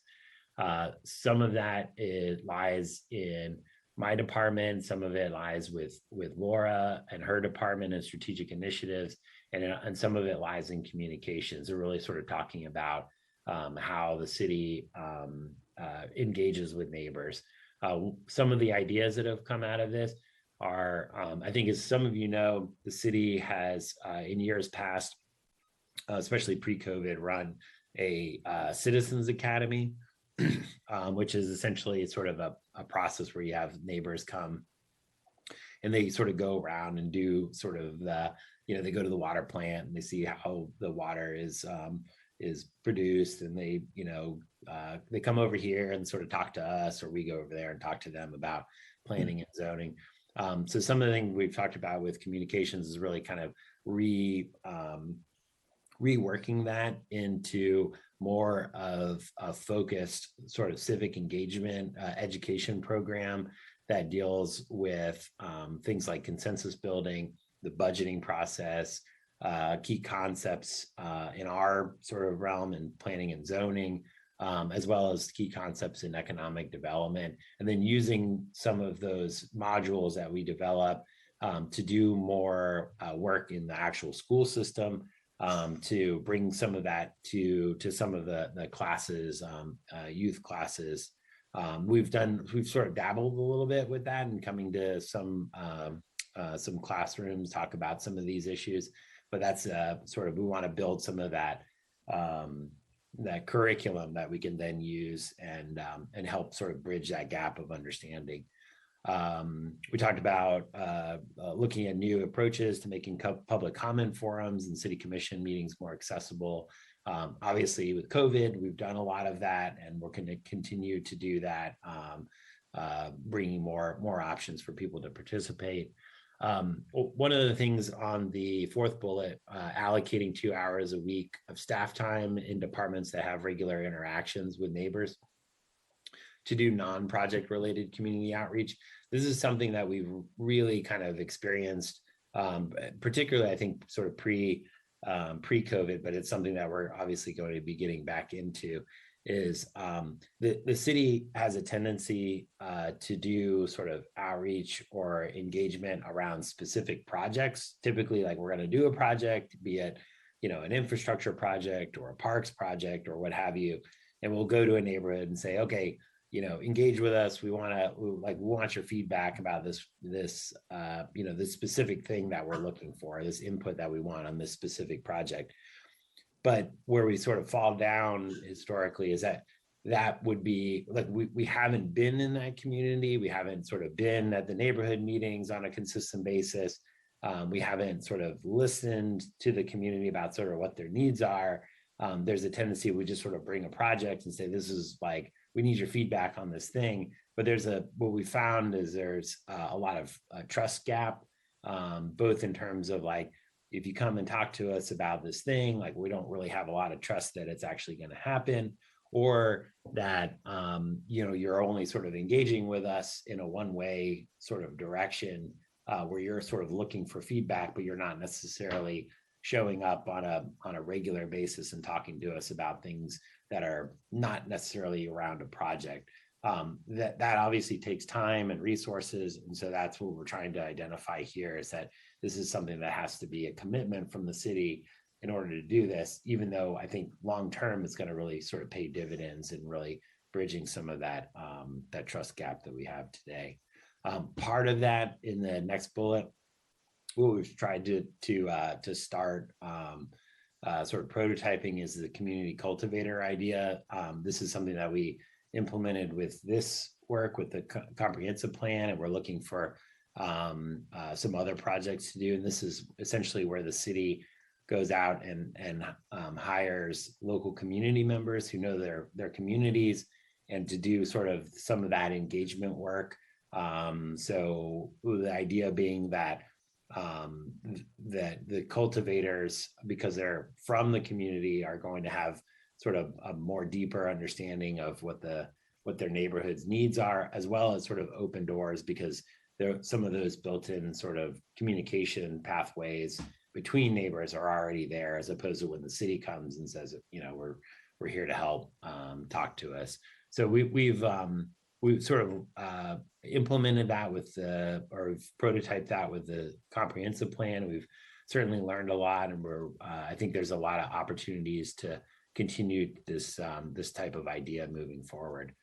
And then something that we've talked about is really trying to build some of the capacity with some of the local organizations, the nonprofits and local faith organizations, to both build some of their capacity and they're able to being like full partners and engaging with the city, as well as trying to get more sort of create more opportunities for feedback from those groups, both to inform what actually goes into the strategic plan and have the city commission have another sort of outlet for listening to some of these community organizations, as well as like potentially leveraging some of those organizations to help us with implementation once those strategies in the strategic plan or the comprehensive plan have been finalized. So it's really, I think the theme of this sort of strategy is really kind of trying to build more two-way communication with neighbors and groups. Hey, Andrew. Yes. Can you just before you go on, just one thing I was. What do you want? Actually, I'll let you finish. Sorry. Okay, sure. There's a lot in this, by the way. Yes, there is. This is Laura and I's baby. We spent a lot of time thinking through it, along with communications, Ann Wolf and some of the other folks in the city, even on the GRU side, their community relations person, Yvette Carter, was really helpful with some of these as well. Okay, so I guess I'll move on, and if you want to stop me, Christian, feel free. But the next strategy deals with some of the gaps that we have right now with data collection. I think Billy mentioned this, and I think in some of his discussion, but the city currently doesn't have a great source of disaggregated socioeconomic data. Typically, we have like access to a lot of aggregated data through census or through other forums. But really, as we're trying to get better sort of data around some of these issues, the importance of disaggregated data that's usually disaggregated along economic and like racial lines is going to be really important, both for like tailoring strategies as well as measuring how well we're doing in really kind of trying to address inequities in the community. So some of that sort of starts with the first bullet, which is we need to build a list, and we need to make sure that that list is both shared with other departments that are doing community outreach, as well as being standardized, so that if Laura's group, for instance, goes out and does some survey work and about a community issue, and they're collecting survey data that is using this shared and standardized list, when I go out 6 months later to measure, I don't have to like reinvent the wheel. I don't have to go and ask those same neighbors the same information. I can use Laura's list or Laura's data because we're working off a shared and standardized list. So that's some of the ideas. Like, yes, I sort of identify, and this is sort of across the board with multiple departments, that this lack of disaggregated data is definitely a stumbling block for all of us. And the first step is like, okay, we need to come together and develop a list that we are all going to sort of work from. The communications department, think about 2 years ago, I want to say, stood up this community builders working group, which is a internal group of city department liaisons from a lot of the departments that do have a lot of sort of forward-facing interaction with the public. They meet regularly to talk about coordinated efforts that are going on in the community where the city's going out and doing outreach around an issue or just in general. And part of it is really to try to coordinate some of that and really build on the ability of, like, if the CRA is out doing a project or doing some community event, and I know I have something coming up, rather than have like two competing events or two back-to-back events, like where we can go and share sort of the opportunity to talk to the same neighbors. And then the use of the community engagement guidebook. This is something that the communications and several other departments worked on, which really sort of provides a lot of the sort of how-to and some guidelines for how departments that are doing direct and community engagement should tailor that engagement to the scale of the project, as well as trying to like understand first before we go out and just start talking to community members, like what's the best way to do community feedback around the particular issue. So this is talking about making sure that that guidebook is being used by all city departments. And then the third strategy is talking about actually designating certain neighborhoods as Imagine GNV neighborhoods to help guide implementation and develop community projects. This is a sort of a reimagining of the old neighborhood planning grant that the city used to run, which we would, if you're, some of you recall, the commission used to allocate some money in each year's budget to usually 1 to 2 neighborhoods to do both planning work where our department would come and help sort of develop a small like neighborhood action plan, and then actually develop a framework for how that money that the commission allocated to the neighborhood is going to be spent. So a lot of that sort of experience, I think, was really positive for the city, and it was just a matter of the economy, the Great Recession, that really sort of wiped away a lot of that annual funding. So we've talked a little bit with the commission about this idea about bringing this back. Some of the ideas that sort of come out of it, or like potentially having a little bit more flexibility with how the money potentially could be spent. Some neighborhoods may want to use the money for doing like programming in a community center or doing other sort of events. In the past, that money was really kind of earmarked for like physical improvements. So like, trees or bus stops or things like that. So we're talking about really kind of sort of bringing that back and helping sort of administer that with multiple departments. And then the fourth and final strategy under this outcome is another sort of, this one's a little bit more aspirational, but trying to establish through the city's annual budget a percentage to fund a participatory budgeting project with neighbors, particularly disinvested neighborhoods. And participatory budgeting, for if you haven't heard that term before, is really a kind of a different way to budget, where the city and the neighborhood would establish sort of a budget, and then they would work like to collaboratively together about how that budget was going to be spent. And this is something I think that really ties back to some of the earlier strategies about trying to bridge some of that understanding gap and that trust gap that exists today. So a lot of that probably has to precede the getting to a point where everybody's ready to do like a big participatory budgeting process. We have to make sure that we have like clarity and transparency around how the city prioritizes budgeting and planning first, and then moving into this participatory budgeting. So, and then, the indicators are here. So I'll pause, and if there's any questions about this outcome or strategies. And I don't know, Laura, do you have anything to add? I think you covered it quite well.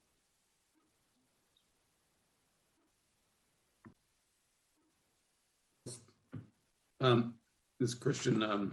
Just one thing, sort of going back to the Citizens Academy. One thing it seems to me that also could be done, and maybe that's kind of what you were thinking, is, obviously the Citizens Academy takes a lot of time for someone to go through. It's great, but I feel like developing like an online, an online version of something like this that somebody could go through, something like that, a little more sort of passive, that they could sort of do, that had like different modules. And again, maybe it could sort of be, when the next time the Citizens Academy is done, there could be something that's done to try to sort of create some content that you could, put up for that.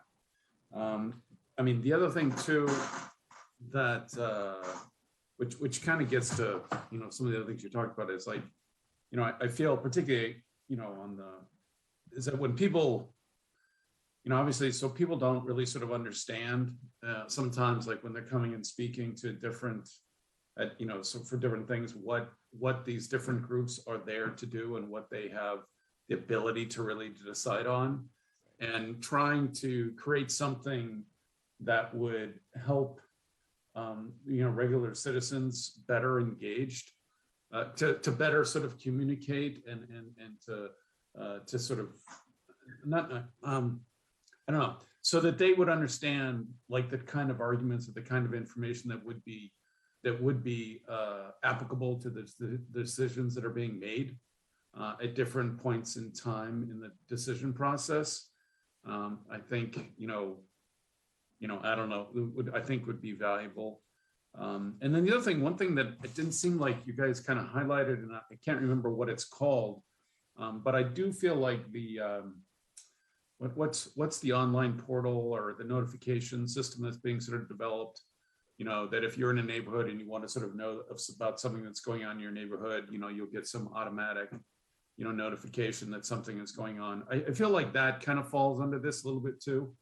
And I don't know Right. how well that's going or how it's sort of being expanded, but, you know, that kind of, you know, that also seems to be something that, you know, either could be referenced or improved or expanded for you know, for communities so that they know that they could be, you know, notified early on about different things. Yeah, that's good feedback. I think the to your first point about the modules, I think that's absolutely sort of what we're thinking as well, is like really kind of developing the curriculum and then using it like across a variety of mediums, you know, either sort of as a, you know, more sort of recognizable to the old Citizens Academy, where we actually have like, you know, people coming to a physical place and sort of doing this, as well as like taking that and maybe modifying some of that like for use in the schools. But I absolutely think that having like an online or a digital format is also really valuable. One of the things that we did with this comprehensive plan was develop a meeting in a box, or a conversation in a box, as we were calling it, which is essentially sort of both a digital and a physical package of materials that we shared with different neighborhood groups or different community organizations to actually run their own sort of feedback session. And that's very much sort of what we're thinking. Pre-COVID, we were doing working on a idea called Neighborhood Planning Partnership, where we actually Juan Castillo in my department had created this like super awesome, I think 150 slide long like education course for citizens to like sort of get, you know, as much in the weeds on planning and zoning as possible. And we were like, okay, well, let's break it into modules. And so we went to a couple of neighborhood group meetings, and we sort of just did the very, very basic like intro about sort of the idea, just to get their sort of feedback on it. And the best part of it was just having some of these like really kind of casual conversations with neighbors. And some of the questions were really, really valuable, both to us, I think, because we were sort of already, we thought we had like simplified this and distilled this down into something that, you know, of course, like this is going to be so understandable. But some of the questions that we got helped us sort of recalibrate. It was like, you know, questions about, well, I saw there was this property next to me and I was interested in buying it. And I called the city and the city said they didn't know anything about it, but then the property got sold. So somebody knew something about it, you know, and it was like, well, that's not really how it works. And so we made us sort of rethink, okay, maybe we need to like take another step back and really kind of develop curriculum that is sort of not just something what we think is like what somebody should know, but like listening to neighbors and like kind of in a more sort of informal setting. It's like, what are the things, what are your questions? Even just us being there and sitting and sort of answering questions, frankly, was really like super positive. I think for both us and as well as hopefully for the neighbors. So I think that's very good feedback. I think it's very much in line with what we're thinking about this.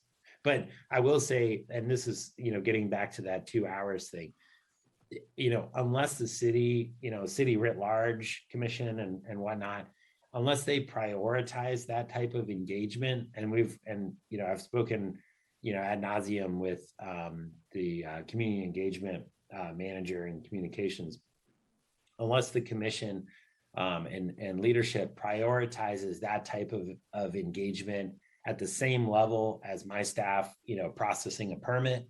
When push comes to shove, when we get busy, that permit is going to take precedence over that, unless it's, properly sort of allocated in terms of staff time and resources.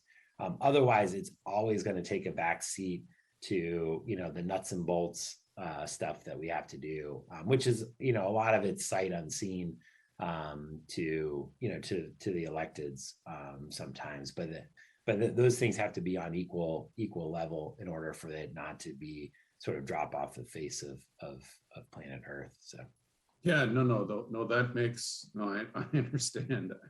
Well, I have a comment. I appreciate the aspirational nature of this, because I've been kind of quacking about this for a long time, that but I think one of the things, I don't know that the city's ever going to say, we have so much budget that we're going to hire all these people to go out on a regular basis and meet all of the groups they can possibly meet. Mm-hmm. However, the city has a policy of utilizing volunteers for a whole bunch of stuff, like us. Mm-hmm. And your 150 slide intro to stuff you could do to people who volunteer to do it, and then send them out on a regular basis, so that at least you find out what neighborhood associations are interested in, and then all you're basically going to have to hire is somebody to coordinate those volunteers. Right. Just as suggestions, but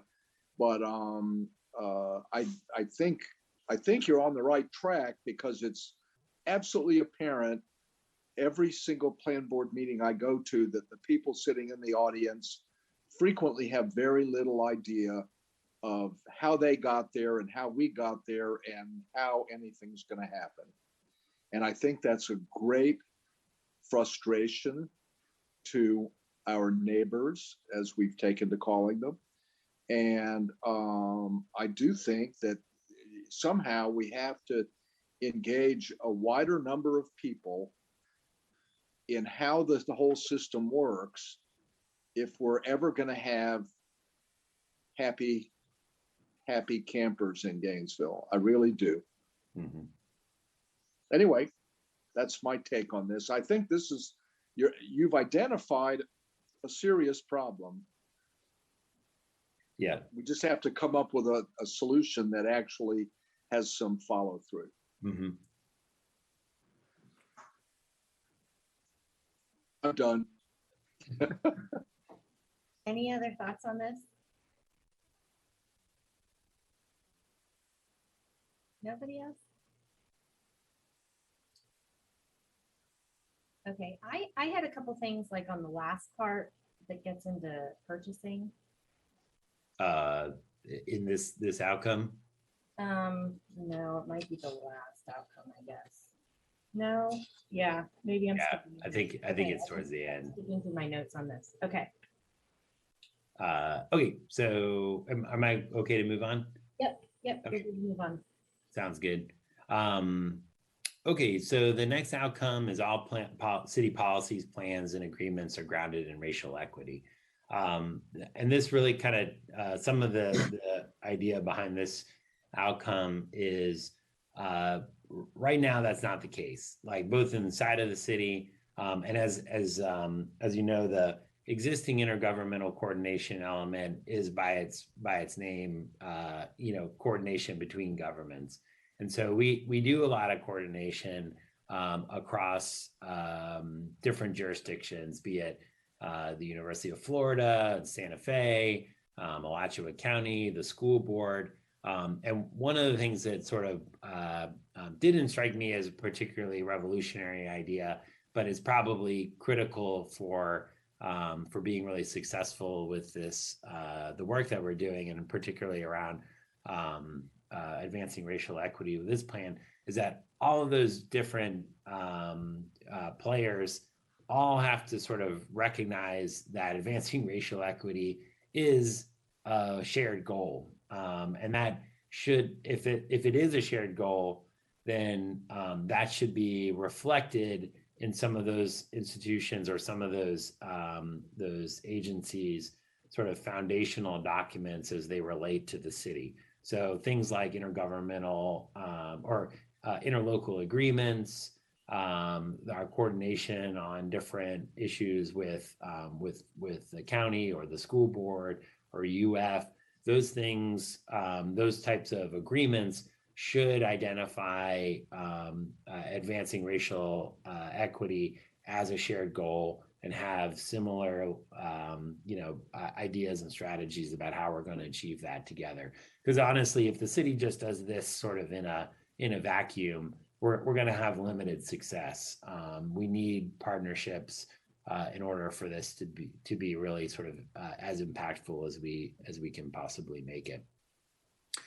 So some of that starts internally. As I mentioned, like right now, not all of our policies, plans, and agreements are grounded in racial equity. Some of that work, as I mentioned in the introduction, is ongoing. The city's currently working on a disparity study, the Office of Equity and Inclusion. Some of the city has received various racial equity training through GARE, and some of that sort of work is underway in different stages. But one of the things I think that has been sort of discussed at the city, but I think is still sort of in formulation, is using some sort of equity assessment tool to help guide budgeting decisions, as well as sort of major city planning projects. So the idea being that really sort of maybe like a good example on the planning side is the 2000 and the last code update that we did.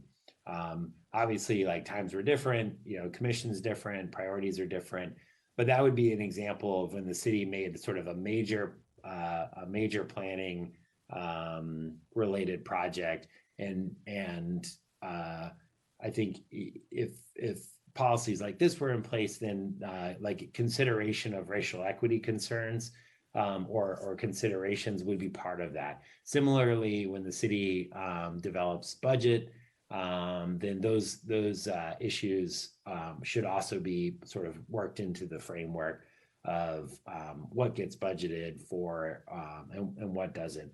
I think we sort of talked about that in some of the other chapters tonight about examples where the city has developed criteria that we've used for many years that help sort of guide staff or commission or plan board decisions about things, and issues about like social vulnerability or socioeconomic or just sort of some of these concerns just were not in that sort of list of criteria in judging to make those decisions. So some of that is about really kind of bringing racial equity considerations to the budgeting process. The next strategy is, I think, sort of what I talked about already, which is really kind of trying to build that equity framework to help guide decision-making and collaboration with our outside partners, some of the ones that I named. The third strategy is developing and expanding the use of equity, implicit bias guides, toolkits, trainings. This goes back to providing some of what the Department of Equity and Inclusion currently does, which is providing some of these racial equity training that's already sort of been ongoing, but it is probably needs to be expanded beyond sort of the level of the organization that it's happened so far. And then the fourth is looking at those interlocal and joint planning agreements to making sure that we all share the same goals of advancing racial equity, and that's reflected in all of those joint planning efforts. And that's it for outcome 2.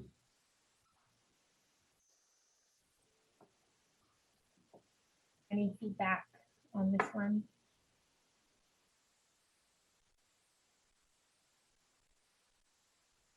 I don't have any. All right, on to the next. Great. And so the next outcome 3, is that city staff, leadership, and committees are representative of all Gainesville, and city contracting supports racial equity. So this is sort of divided up into a couple of different areas. One,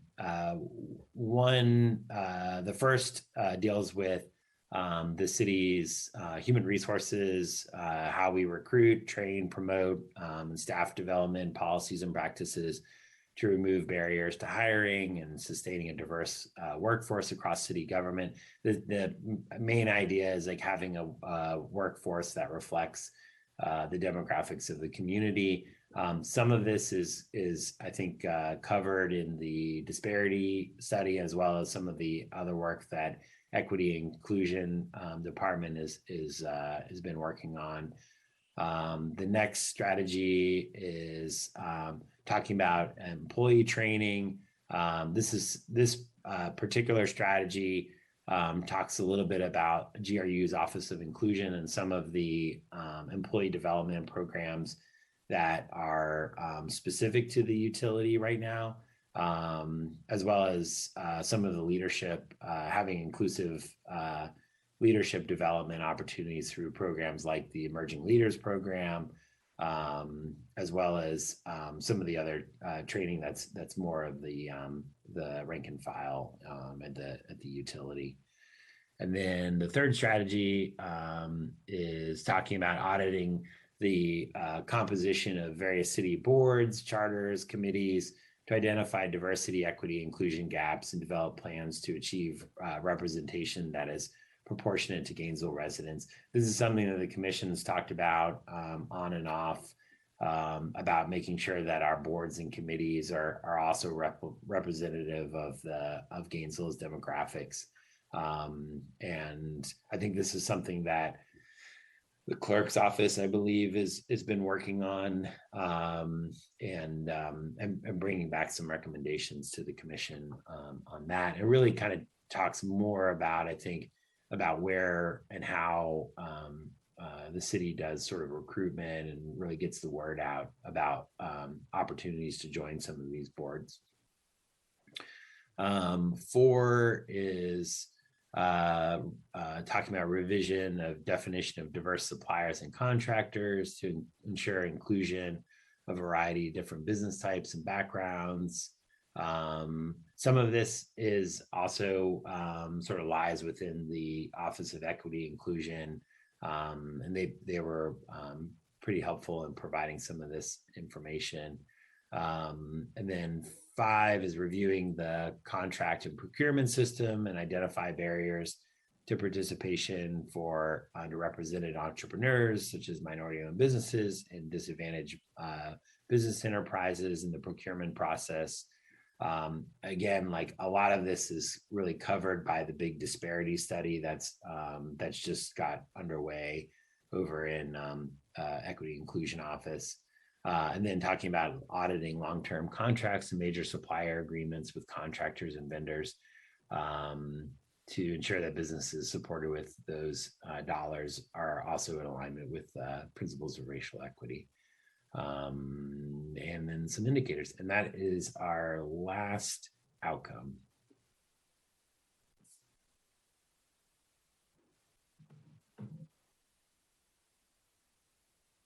any input on these from anyone? What one thought about audit of composition of boards, or one thing that I think could be done, obviously, is maybe more outreach, but it's also, and this kind of gets to like the kind of like the training about sort of what the city is, but I mean you could have, again, like I don't know, I mean obviously like let's just say like this current board, I mean that you need like and I think our board has a really sort of diverse, different people with sort of different backgrounds that really sort of helps us provide, I think, good feedback. But it also, I mean, you could also there could also be some sort of like cheat sheet or some sort of training, or like, hey, I want to be, I'm interested in this particular thing, and then a little more sort of information. And again, it could be a video or some things about how the decisions are made and what kind of what is being looked for sort of on these different boards. And of course, you can look at some of this stuff on paper and on PDFs, but you could also make things just a bit more kind of interactive, and you could even have like short little videos or interviews with different plan board members or something like this, so that if there was someone who wanted to do it, that they could sort of see what was really sort of involved and have a better understanding of it. And it might sort of break the barriers down of people participating in some of these things. So right, yeah, absolutely. I think generally the way that board recruitment is done today is essentially just sort of online. The city opens up, like puts out some stuff on the website about board openings, or pushes it out on the social media, but there's not a whole lot of actual sort of direct sort of recruitment, or where we're maybe have like diversity goals, or where some of our boards, and obviously we have a lot of boards, not just the ones that we staff in the city. Some boards, including the plan board, development review board, historic preservation board, have certain like experience qualifications. Generally, the plan board is a little bit more sort of open-ended, I think, in terms of who the city is sort of looking for on serving. But yeah, I agree. I think having trying to match people's interests with the board openings is there's a lot of low-hanging fruit, I think, there. Yeah, I would echo some of that. I think, just as an example, I think we have a really strong board right now, and I think a lot of that comes from the diversity of our experiences and professions, and there's more to diversity than just race, and so I think it's important that that's represented here. Mm-hmm. And that I know that it's some members of the commission's objective to focus a lot of this on race, and I think diversity is a lot more broad than that. Mm-hmm. I also think I have comments on sort of these last 3 items, 4, 5, and 6, in that one of the indicators talks about percentage of city contract spending awarded to locally owned, and that's listed first, which I think is really important.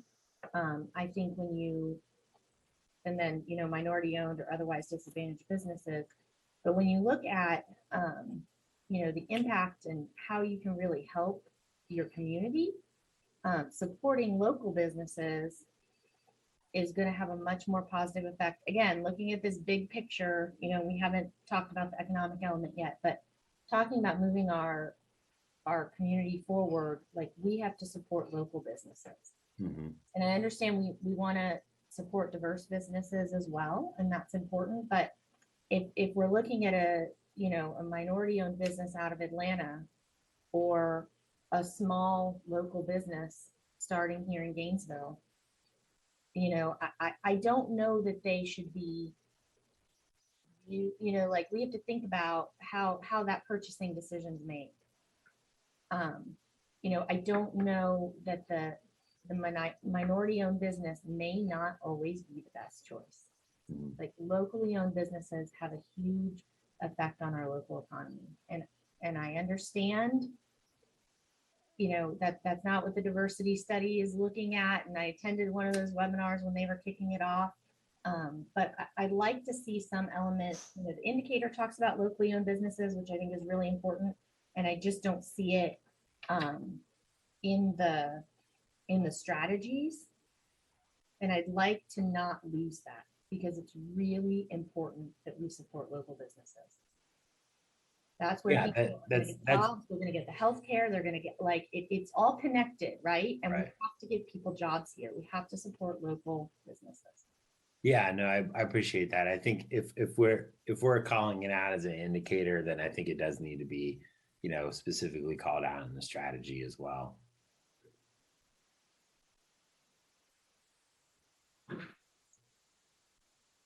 Yeah, I agree. Just 100%. You know, and I mean, again, this is starting to sort of dig down a little bit, maybe where you could be very much more difficult, but, and I know that there are, you know, that there are companies and organizations that are trying to, you know, that are trying to sort of build in sort of more sort of equity and, you know, they're trying to be more proactive about trying to, you know, increase diversity in lots of different ways. And, you know, I don't, you know, and again, I don't know if that also, you know, that there's other ways to sort of drive equity too. So, and again, but I don't know how you could sort of know what, you know, what companies were doing, but, you know, I know like my organization is going through this big thing and they, you know, that there's a lot of other, you know, there, I mean, again, some of this also can get reported out in terms of sustainability metrics by some organizations, but I don't know.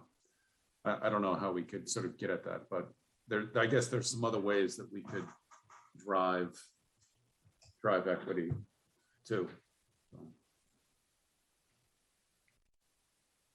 Yeah, no, absolutely. And I mean, I would, I do have some experience with procurement, but not in setting procurement policy, only in actually like procuring things through our procurement office. But I think that's good feedback, and we'll definitely share that with the back to equity inclusion, get some more feedback on the local piece as well. And I did want to see, I mean, Laura was definitely super helpful in developing this. I do want to make sure she's got a chance to share her thoughts as well. I appreciate that, Andrew. I think you've relayed everything that we've worked on, I think, quite accurately, and I appreciate the feedback from the group. And I do think the disparity study that's taking place, as well as the equity toolkit that's being worked on by the Office of Equity and Inclusion, a lot of that will help speak to these strategies and maybe additional indicators on how we can achieve making sure that we are spending dollars within the local economy, but then also considering, you know, the equity element of things as well. So again, I think Andrew and I are like hyper focused on this, but I think the staff that's been working on all of the pieces of the comprehensive plan are becoming more cognizant of the fact that a lot of the work in the individual chapters that we've worked on will absolutely sort of intertwine with other chapters, and it will be important to make sure that we tie all of that together, which I know we discussed earlier about kind of bringing the group back together. So as this gets approved and implemented, we can make sure we're not missing anything and anything's falling through the cracks. But I think you covered everything, Andrew. Thanks. Thank you. Do we have anyone on the phone lines to talk about this last chapter? Madam Chair, let me take a quick look. Wasn't expecting you to turn to me so quickly. No, there's nobody on the lines at this time. Okay, great. Thank you. You're welcome. Any other board member comments? Thank you all for all of your hard work to put this together. And, you know, we look forward to sort of seeing the next draft and the appendices. It was exciting to see a couple of the new elements today. And I think, you know, there's a lot of good work going on. So we're, you know, I think in general, we're really excited to see this. And thank you for taking all of our input. With that, Andrew, I don't know if you have any other announcements to make before we adjourn. No, I just wanted to thank the board and thank staff who have been working on this. Like, we could definitely see it all coming together, and we're excited to continue to bring you guys drafts, and we appreciate your feedback, and we'll make refinements. I did want to just reiterate that the How We Work chapter is already posted on the Imagine GNV website. So go on, take a look, and our plan is to bring that back to you at your, I think it's October 28th, I think is when we're meeting next at that meeting. And what we're planning on doing is just as we get draft chapters ready, we're going to go ahead and post them, and we'll just let you know when they're on the website for you to take a look at. That would be great. Yeah, if you can just shoot us an email if things are available, that's really helpful. Sounds good. And we're putting that out also on city's Facebook and, you know, other communications medium. Excellent. Well, thank you all so much. And we didn't go too much past 8:30. Not 4 hours. Not 4 hours. So I got a lot more to say. Bob wants me to talk more. yeah, are James and Jason still there? They didn't talk enough. We'll go ahead and adjourn this meeting. We'll see you all. I believe it is the 28th is our next meeting in a couple weeks. Thank you. Thanks, everybody.